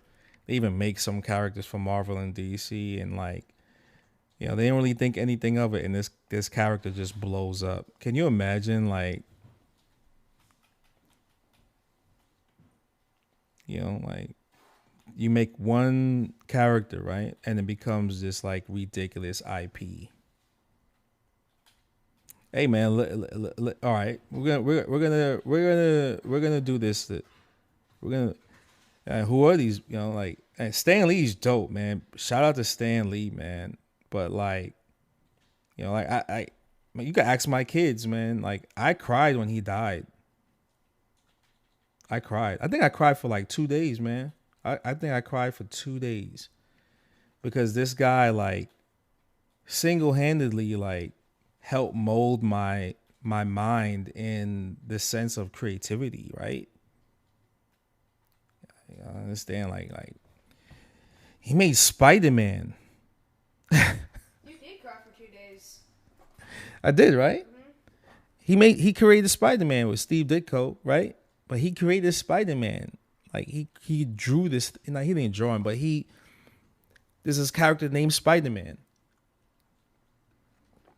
And he told Steve Ditko what he looks like, and Steve Ditko put him on paper. So those two guys collaborated on something that, hey, yo, let me tell you something. Yeah, I know he's not like as powerful as like so-and-so, these other characters, man, but Spider-Man, like, yo, come on. Like, if you're into like any type of superhero, if you're into comic books, Spider-Man. Like, think of Spider-Man, you might be, you might not even do comics, you might be do video games, but like you Think about it like this. If you stream Spider-Man, playing Spider-Man, right? You made money off of a IP that you didn't create. But you streamed them, right? You streamed that character. Shout out, if you have to really think about it like this. If you stream playing Spider-Man, would you, if Spider-Man didn't exist, would you make money? No. You know why? Because he's not around. But Stan Lee made that guy. Oh, that's too tight. Stan Lee created Spider-Man. Now you're on Twitch, you're on whatever, and you're on YouTube, and you eating. You might get like a $15,000 check. You might get a $10,000 check. You ate over somebody else's IP. That's how crazy it is. If you have a comic book shop, and you sold Spider-Man books, you ate. You know, you ate. You were able to feed yourself. You were able to buy a house. You were able to do all these different things because of this one guy's creation. I was just inspired by Stan Lee because I was inspired by Spider-Man. You know, and when you find out like who Stan Lee's from the Bronx. Shout out to the BX, right? Same as Ralph Lauren. You know what I mean? Oh, hell, man. Stan Lee, yo. Come on, man. Let's just say like that was just my childhood. From the time when I could like comprehend a comic book and really love this thing. Yeah, Spider-Man was a few of those. Now I'm like looking at certain books that came out in like the 80s and 90s. I'm like, oh, I had that book.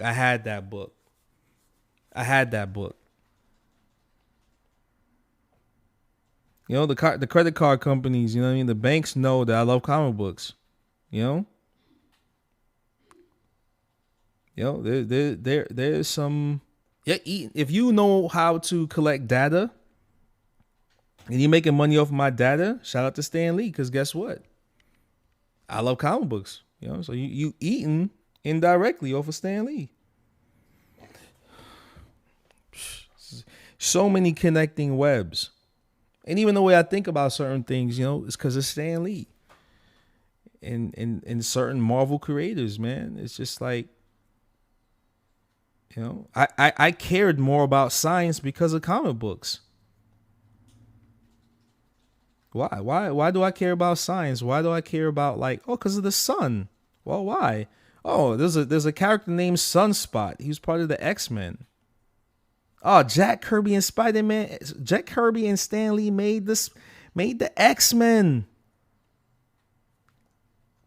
Sunspot was one of my favorite characters. You know, he absorbed solar energy, all of these different things. I was like, this is wild. Oh man. And when he passed away, I cried, yo. I cried for like 2 days. You know, I was also going through an enlightenment.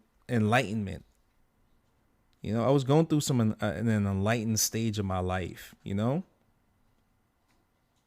And when Stan Lee passed away, you know what I didn't like? You know what I didn't like? That nurse that tried to say during that Me Too movement, right? There's people, there's predators, man. You know, they are male and there are female predators. Let's talk about the female predators lie on men. And you know, this one person was trying to really destroy this man's legacy by saying that he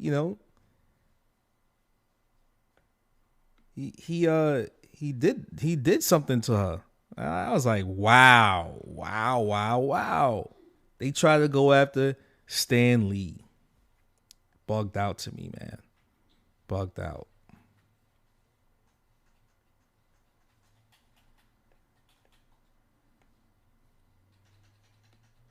Stan Lee in his later years in his life had to like fight. Can you imagine like you're 80 something, 90? I think he was like 90 something years old. And the later years of your life, you have to fight for your freedom. Can you imagine that? As a man, like your later years in life, you have to fight for your reputation. This dude went his whole life. I don't know if there was any allegations about him when he was younger. I don't know, yo. I don't know. I never heard of it, right? But imagine you're like 90 something year old man. You brought joy to mad people throughout your whole life. Magazines, all of these things that made publications about your creations, they ate off of you. They made money off of you. TV shows, whatever was published off of what you did, they made money off of you. You made money off of your creations. You owned your IPs and you did it your way. You did it your way when everybody was telling you no your whole life, right? You had to fight, get up every day, push to get what you want to do out there. Have people believe in your creation. And guess what, yo? By the time you are old man, somebody coming out of the woodwork to say, yo, this guy try to say, what? Oh my God, yo. And when it was like showed that it didn't happen, did that person apologize? No. Did those news organizations apologize to Stan Lee? Nope. Because there were some people running with it, like going with the lie. They didn't even know the lady. Right? And she lied on them. And they were like going with the lie. And nobody apologized to Stan Lee in his years in his later years. But you know what some people are gonna go with? Oh well, when he was, it's like, nah, that was a lie. It was a lie. It was a lie. That was a lie. That was a lie. That predator lied on him. That predator. That's a predator, yo. She lied on him. Yo, and did she apologize? No. Did the magazines apologize? No. Did the TV publications, TV organizations apologize? No, nobody apologized to this dude. This dude died or passed away. And did he have any regrets? I doubt he had any regrets. But a part of his mind had to push, fight. He had to fight more as he was old. He had to fight more as he got older.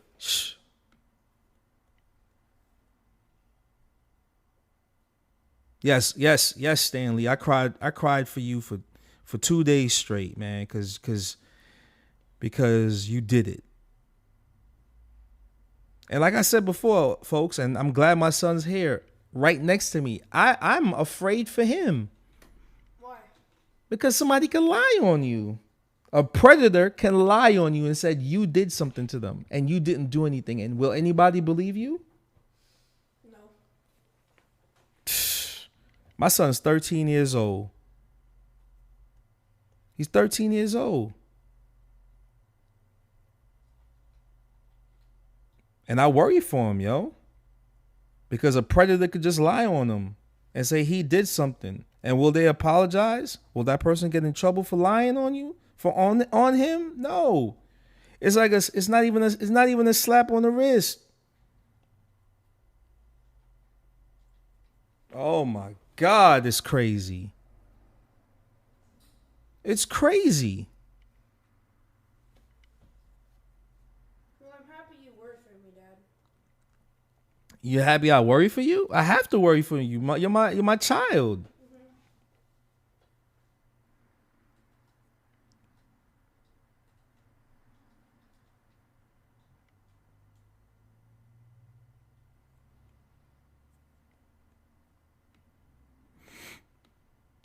Salute to all the fathers that have to worry about their sons, man. Salute to y'all, man. Salute to the good dads out there that know what I'm going through, yo. Every day, yo. I had to put that thought behind my mind. Like, I got, like, think about this, man. Like I was saying, man, yo, Stan Lee, one of the most influential men in the last 100 years, right? In the last 100 years, you know, had to fight for his creations, man. As a creator out there, he had to fight. And then a predator lied on him and said, "Hey, yeah, he did this." And you know what? Nobody said sorry.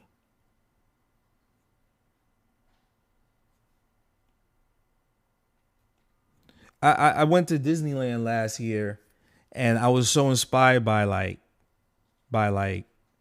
Walt Disney, you know? I was inspired by Walt Disney. And because it's the first time I was 23 going on 24 when we went there.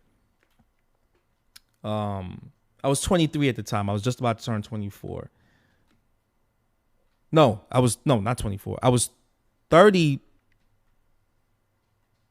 Wait, yeah, I was 34 going on 35. Sorry. I was 34 going on 35. And I've only heard people talk about, you know, people talk, I'm going to Disneyland after they win the championship, right? But now, so I go there with my artist brain. You know, I go there with my artist eyes, my artist brain, and I'm just looking at everything. And like, I'm just like, this place is out of this world. It's out of this world. Out of this world. I've never been in a place like that.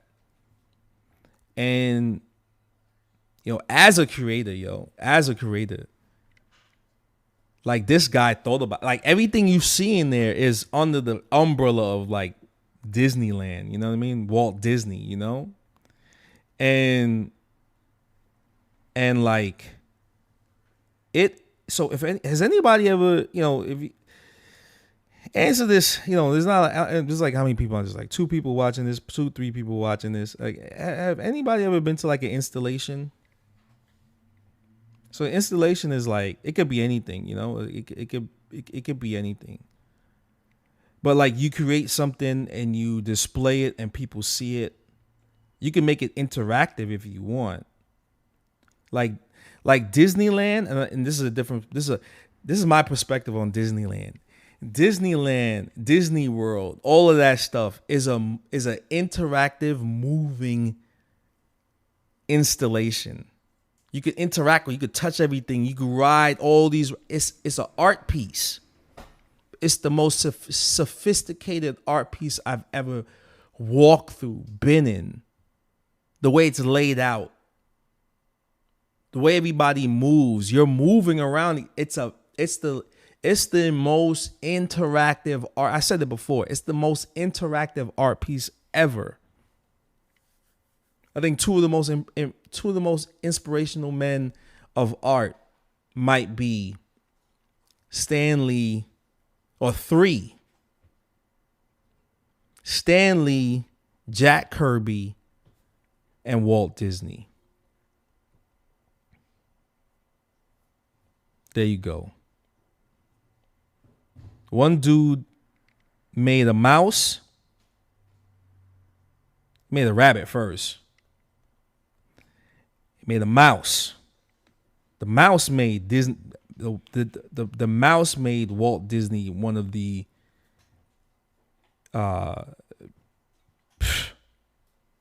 most. Go there, man. Go to Disneyland and just walk around that shit. It's like it's an art piece. It's an art piece, man. The colors, the oh no, I'm sorry. And George Lucas, 4.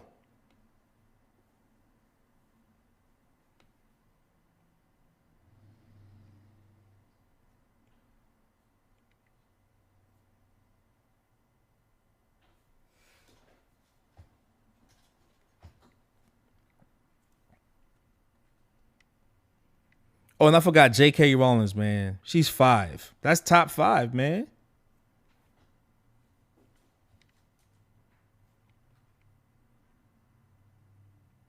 But that's a different world. Harry Potter is a different world. But that's that wizard world, man. You ain't about that. The wizarding world, you know? I love the wizarding world, man. I like that. But Star Wars is on a different level. But let's just go back to Stan Lee. You know, anybody reading comic books back in the day, man. He made Daredevil, one of my favorite characters. Daredevil. Oh, you know who? Oh, Silver Surfer. That book, how he died, it was so sad. I shared one of the best moments with my son, yo. I might have. It was me and my son, and we were chilling, and it was like a week with my son. We went to Texas to go visit my mom, you know, and like I had a father son moment with my son, but it was about Silver Surfer, you know, the death of Silver Surfer. Man, and we watched this. It's called his page on YouTube is Comic Book Explained, and I think the comic book is again. Oh, and Stan Lee lived to see this, so I know Stan Lee was moved by this. I think I heard he was, but it's basically like it's called Silver Surfer Requiem. Silver Surfer Requiem, you know? And Silver Surfer dies. But it's the way he dies. And well, it's what he does before he dies. What he does is just like amazing, you know? The way he goes out. Oh my God, man. What I'm not gonna. I tell everybody. I'm gonna tell everybody that's watching this, and you go, you know, y'all gonna laugh at me, but go get that book. Go. Y'all might not be in the comic books, but go read that, man. It'll make you understand like why humanity is dope, like why being a human being is dope. And I hope somebody does something like this for humanity to show how humanity, like how dope we are and where we can go. Right? And what we can accomplish as human beings, like as a species. You know, if you could forget race and all that other shit, right? But you know, we're in Texas and we're charging the car, you know, and we're watching this. And towards the end of it, me and him are both crying. We're crying in the car, man. And I was like, oh, man. It's probably one of the best moments of my life. It was sad. It was a sad story, but it was like I got to share it with my son. You know what I mean? I got to share it with Adrian, you know, and that was like, to me, that was dope. But again, you know who created this character? Stan Lee, yo.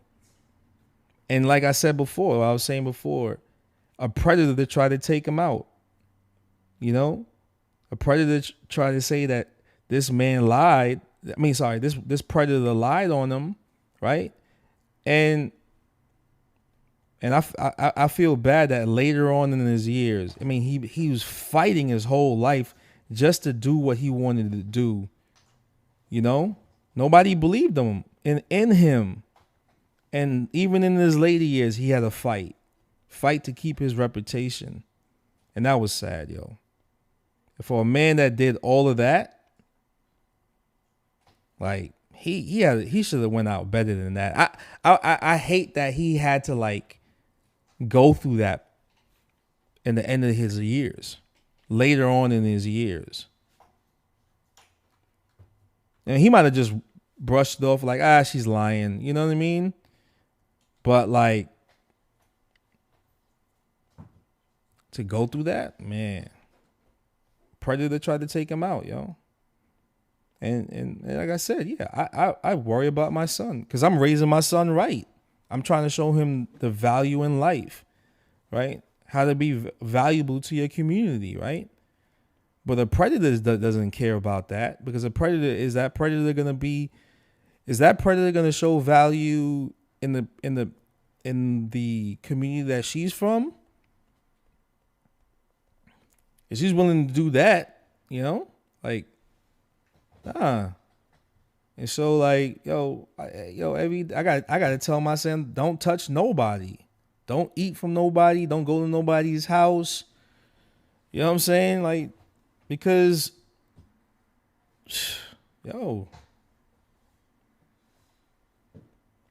scary times.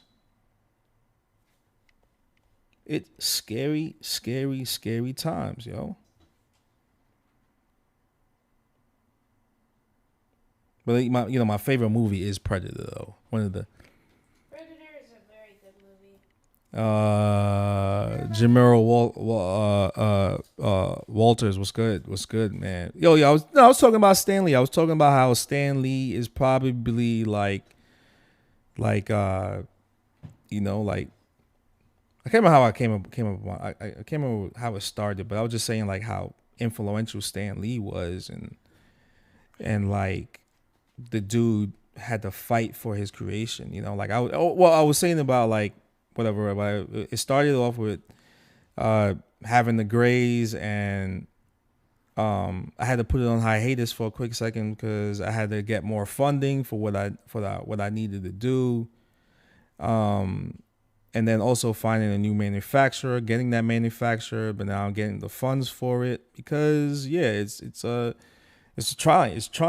But then I was just talking about like, Stan Lee, and this guy had a creation and he had to stick through it.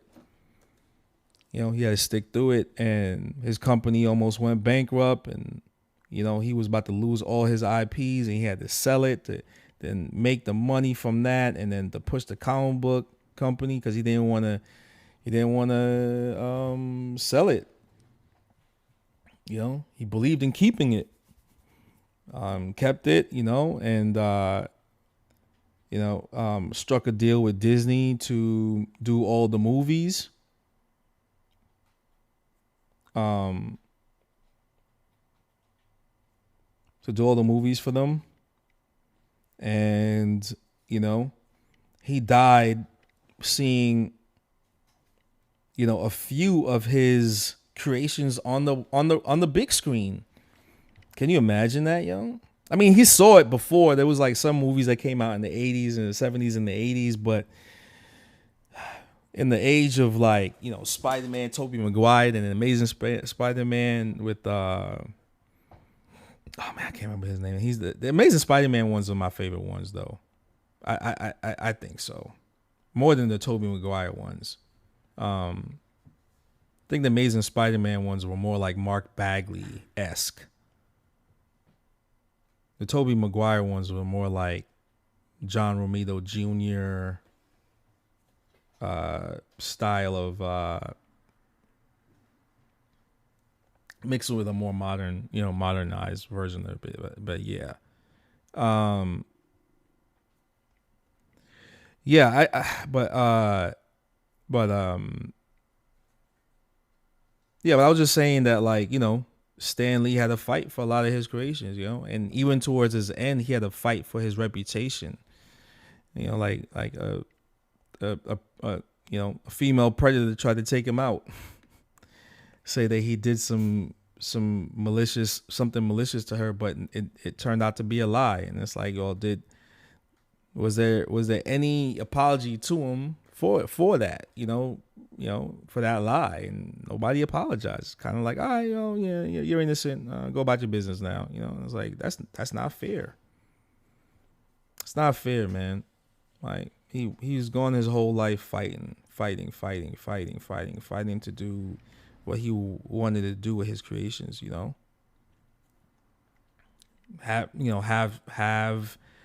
you imagine getting artists to believe in your ideas?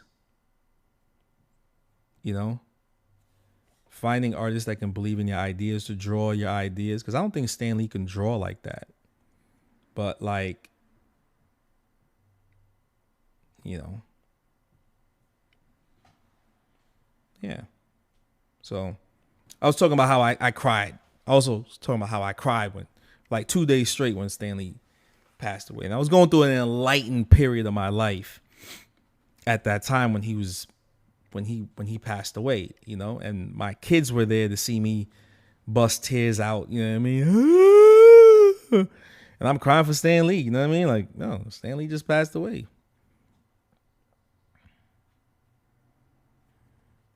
I was too young for Jack Kirby, you know? I was really young for Jack Kirby. You know, I remember when he passed away, I was like, damn, Jack Kirby passed away? But I never really had, I learned later on in life, I came to have a bigger appreciation for Jack Kirby. To the point where, like, I can say, yeah, he's one of the like, now when I'm drawing, I'm like, yo, Jack Kirby was ahead of his time, man. Like, what made him think of this, and this? You know, like the usage of black, like the importance of using black in comic books like that. You know, he mastered it. Yeah. I know, like, you know, but like some people could say, like, yeah, his girls weren't all that. I'm like, yo, but nah. When you look at the way he drew women for the comic books, and, you know, like, it's Jack Kirby was ill like that, you know. And his wife was inking a lot of his work because he was so busy drawing. His wife was inking a lot of his stuff. That was cool to know, you know, that she inked it.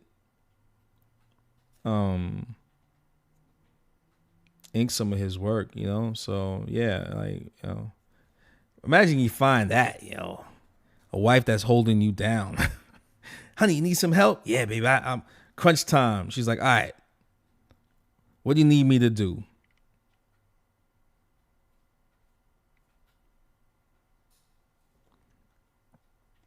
And he's out here like, all right, baby, gotta use a brush like this. She's out there drawing with him, you know.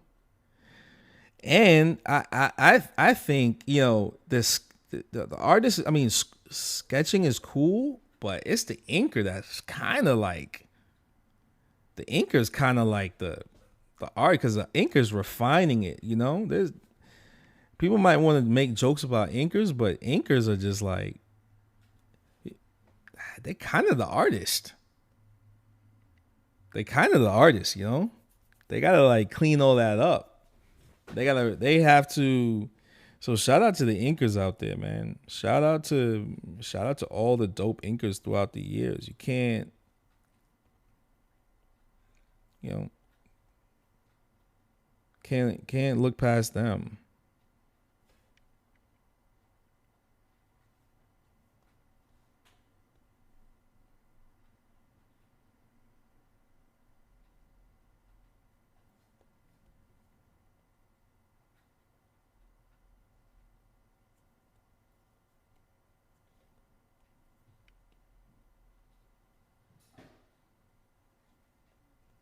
Oh, Stan Lee created the Hulk.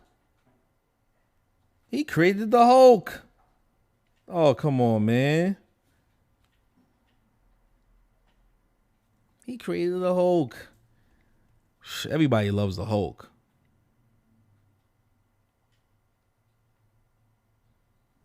Again, through science, man. And a lot of those characters are just, you know, created by science. Some type of stuff that you make you want to go into the books and read about, you know.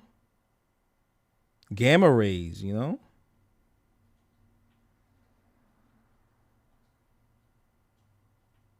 A lot of radiation stuff. Spider-Man got bitten by a radioactive spider.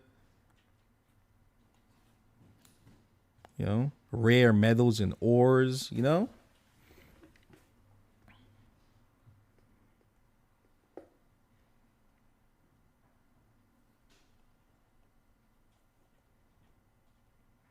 Shout out to Stan Lee. He got me into investing, yo. You know, when you start looking into rare metals and what they cost, and then there's companies you can invest in that does all that stuff, I was like, oh, yeah, see? Stanley was giving you like the secret sauce, and a lot of people didn't know. What dragon number is this? This is dragon number 66. All done, I think. All done. I put the eyes in real quick. I think that back claw over here is a little too small. Is it small? But it is moving back though. Nah, I like it. The front claw is a little bit smaller than the back claw. That's how I reason it in my mind, you know?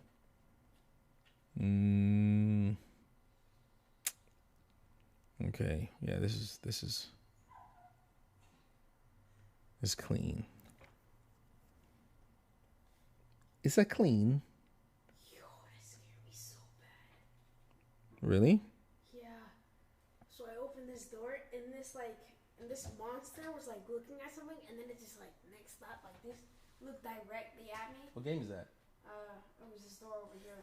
Oh, that Lego game? It stuck its hand through the door, and it's big. It's like his hand was as big as the door, and like almost grabbed me. That scared me so bad.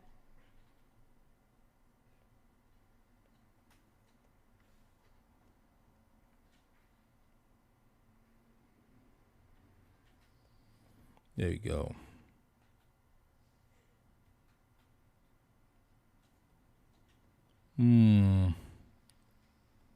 All right. Here we go.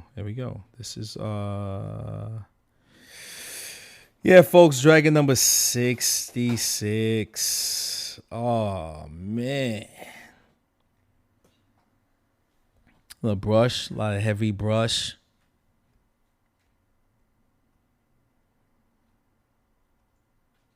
It's a lot busier. This is a busy brush dragon. It's when you look at a traditional dragon brush, it's not this. Maybe it's busy like this. I don't know. But I went busy on this one. Should I bring it more eye? Give it more eye. Should I give it more eye?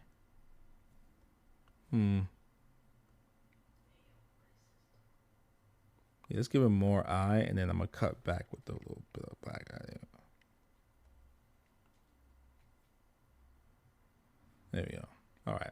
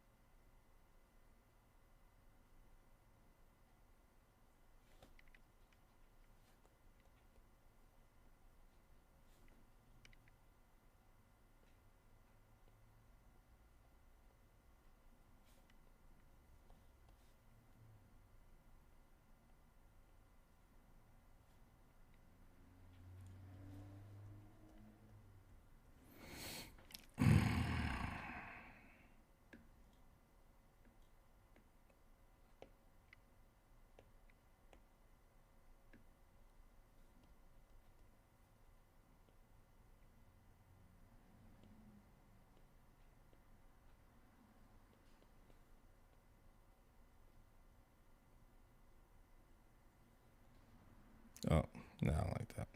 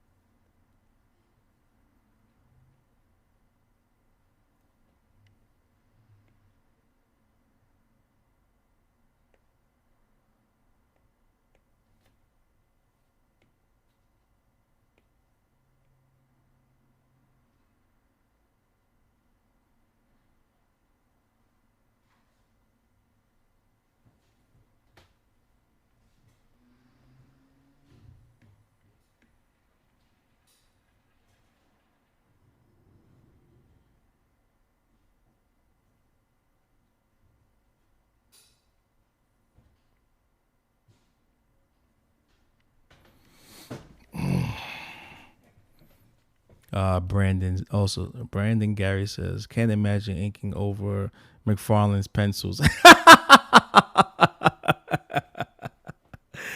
Nah. Oh man, his pencils is crazy. Yo, I wonder who. No, I think he inked his own stuff. I think somebody was inking his stuff before, and then he started inking his own stuff. Yeah, McFarlane's stuff is wild, man. I mean, I look at his stuff now, and I'm just like, yo, that shit is crazy. But that style works for him. That style works for him. And when other people try to like replicate it, they start to put the limbs too good, and it's like, nah. I look at it like, yo, I used to love this shit, and I'm like, I know why. It's so crazy. Wait, let's not end this yet. Let me look at some McFarlane shit, man. Hold up. Oh man, hold up. Is my joint still? Is my? Oh damn! Wait, I got the app. Oh yeah, Todd McFarlane.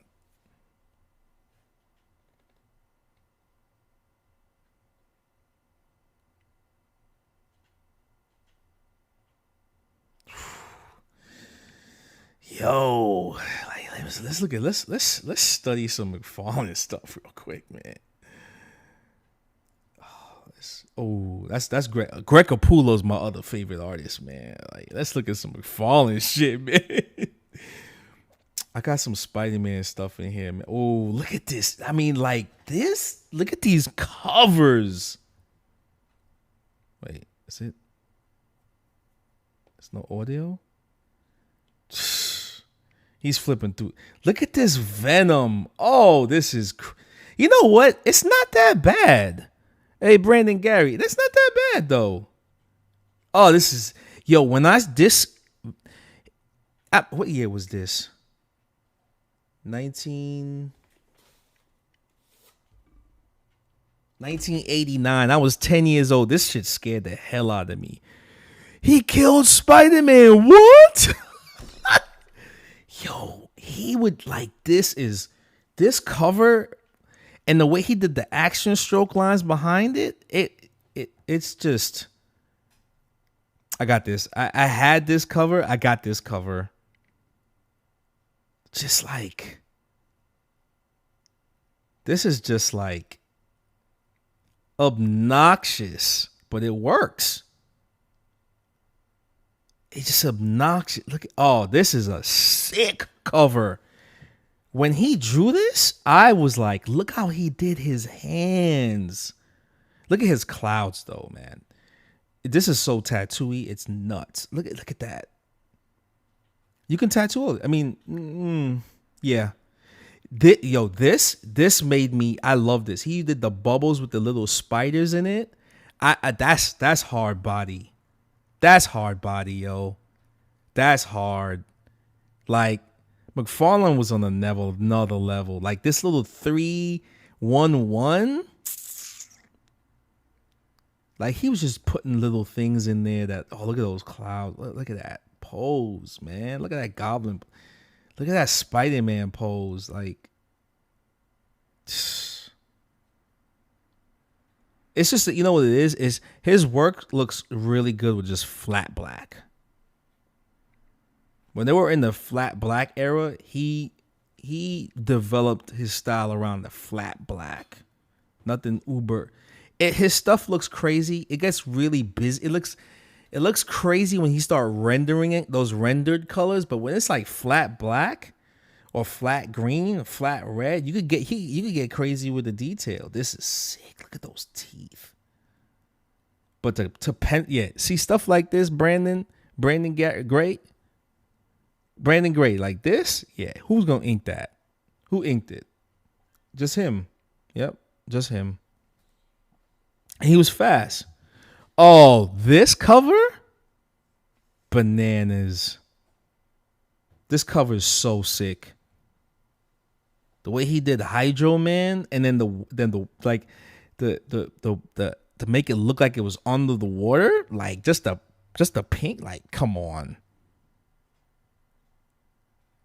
He was tweaking. Yeah, he was tweaking. Oh.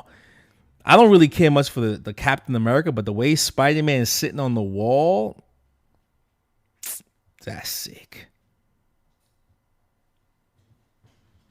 The Captain America is kind of hard body. But it's just that doesn't make any sense. Like that shoulder right here, I would have just brought it over. I would have just brought it closer to his face. Or like his traps, like over here, I would have just made that, bring that here. You know what I mean? Oh, that saber-tooth is sick.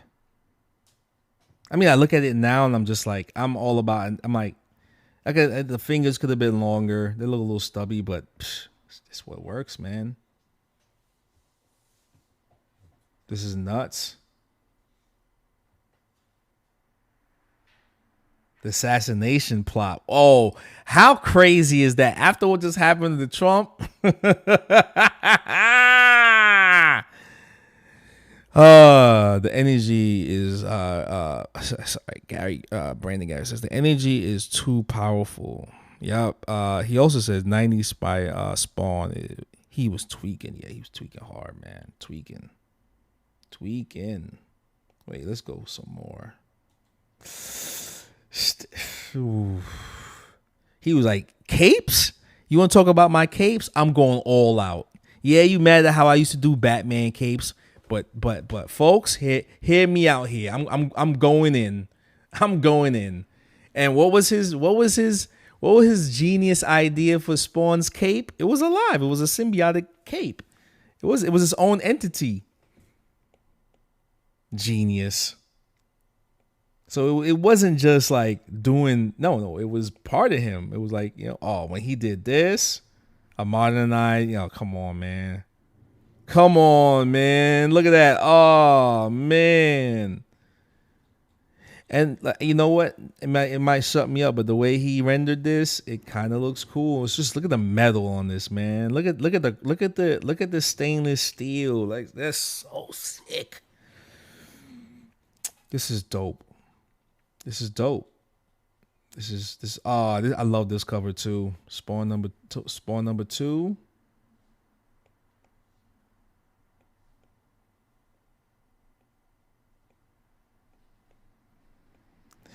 I mean, like, this, come on, everybody does this cover, yo. Steve McNiven. Wait. He did a rendition of that.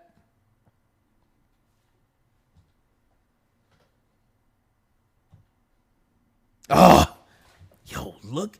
Steve McNiven is one of my other, like, look at that. Oh, that's hard body. And he did his Deadpool version. Oh, that's sick.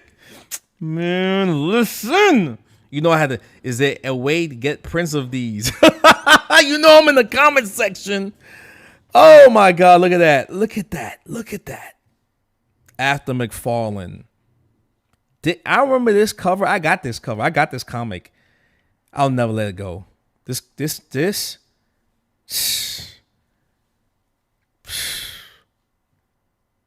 Yo, sick, man, sick, man. Like, y'all think I cry? You think, I don't even. I mean, look at McFarlane, man. Another fighter, yo. He had a fight to get his character made, yo. He was like, oh, word, y'all ain't trying to give me my cut? You using me as an artist and you can't even pay me for the artwork I did. You putting it on t-shirts, you making all this extra money. What? That's my time. I lost a relationship because of you. I didn't meet this deadline. Yo, look at this. Yo, I was so afraid of Venom back in the day. I was 8-9 years old. I was like, I thought this was the craziest thing ever. Look at this, all black with those big teeth.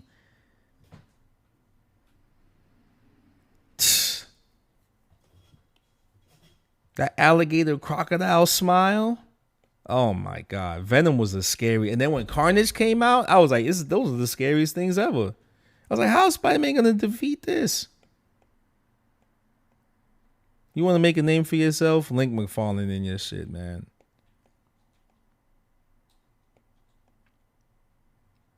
McFarlane is another fighter, yo. Just an inspirational dude, man. So when people tell me So with the grays now, I'm just fighting to get it back out. I'm just fighting to get it back out. It's gonna come back out, folks, and it's gonna be better than ever. And thank you for all the people that supported me, man. And that's about it. You know, thank you. Thank you. I appreciate y'all. Whoa.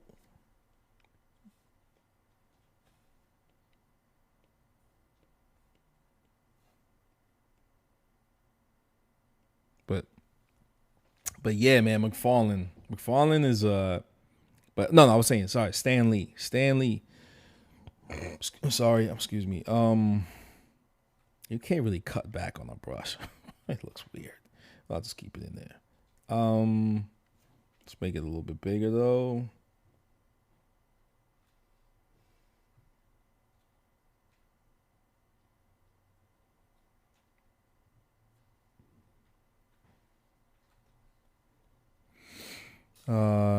Let's dot the I's now. I always put let's change that back to Studio Pen.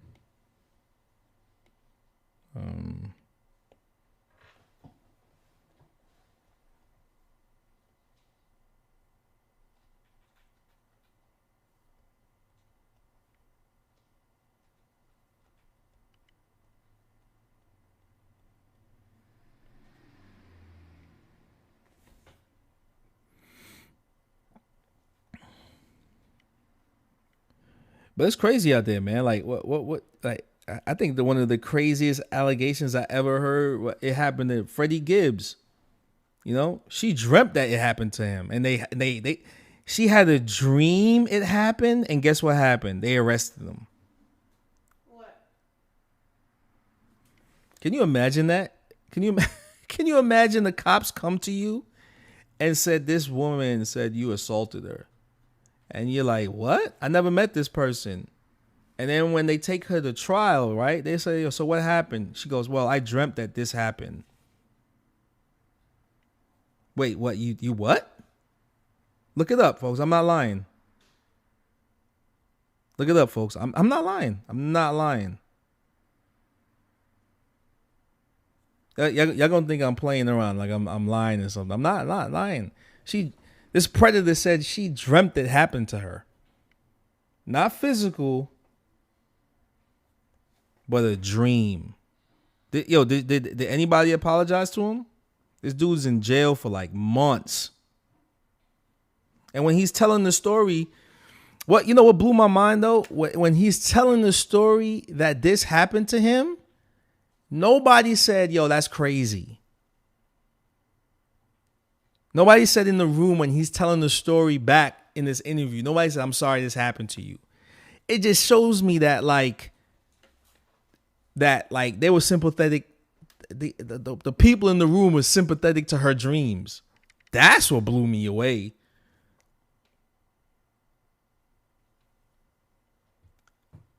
You know, so when I say, yo, I worry about my son.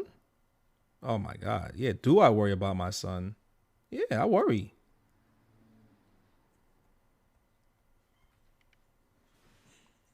Hey, in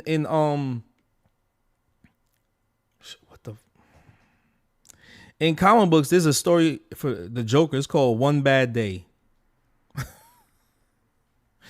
He becomes a Joker because of one bad day. You know?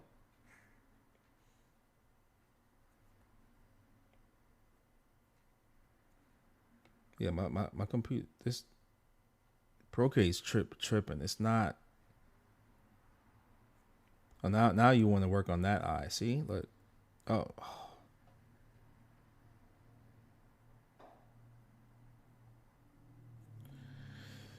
Something's going on.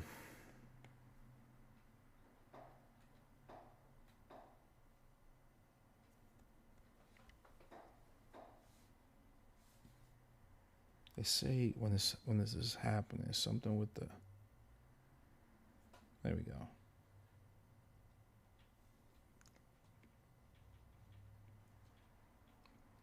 What's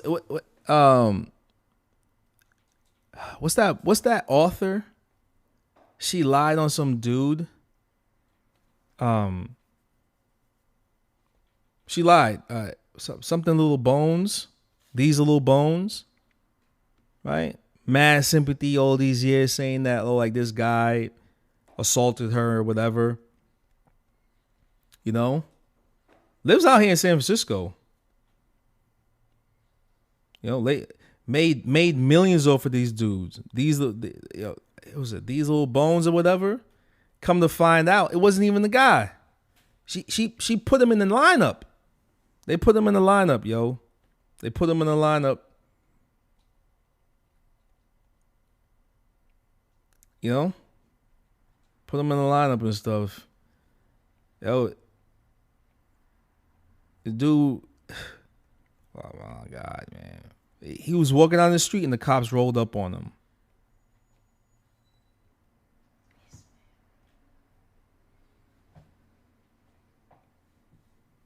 You know? In Boston, too. Black dude in Boston.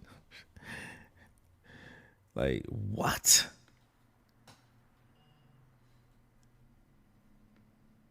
And, you know, but she made her multi-millions, yo. Lives right here in San Francisco.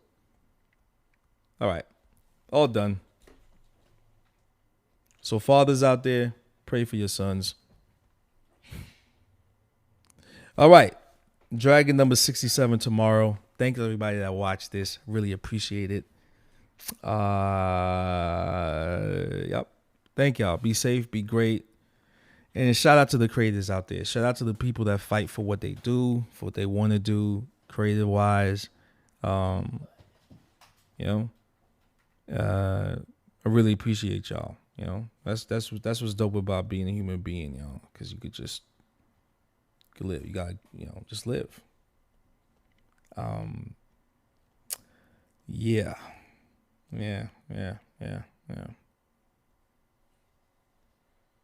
Love you, son. Love you too, Dad. All right. Peace, everybody. Be safe. Be great. Thank you again. Y'all take care. And I will see y'all tomorrow, you know. Zip it up and zip it out.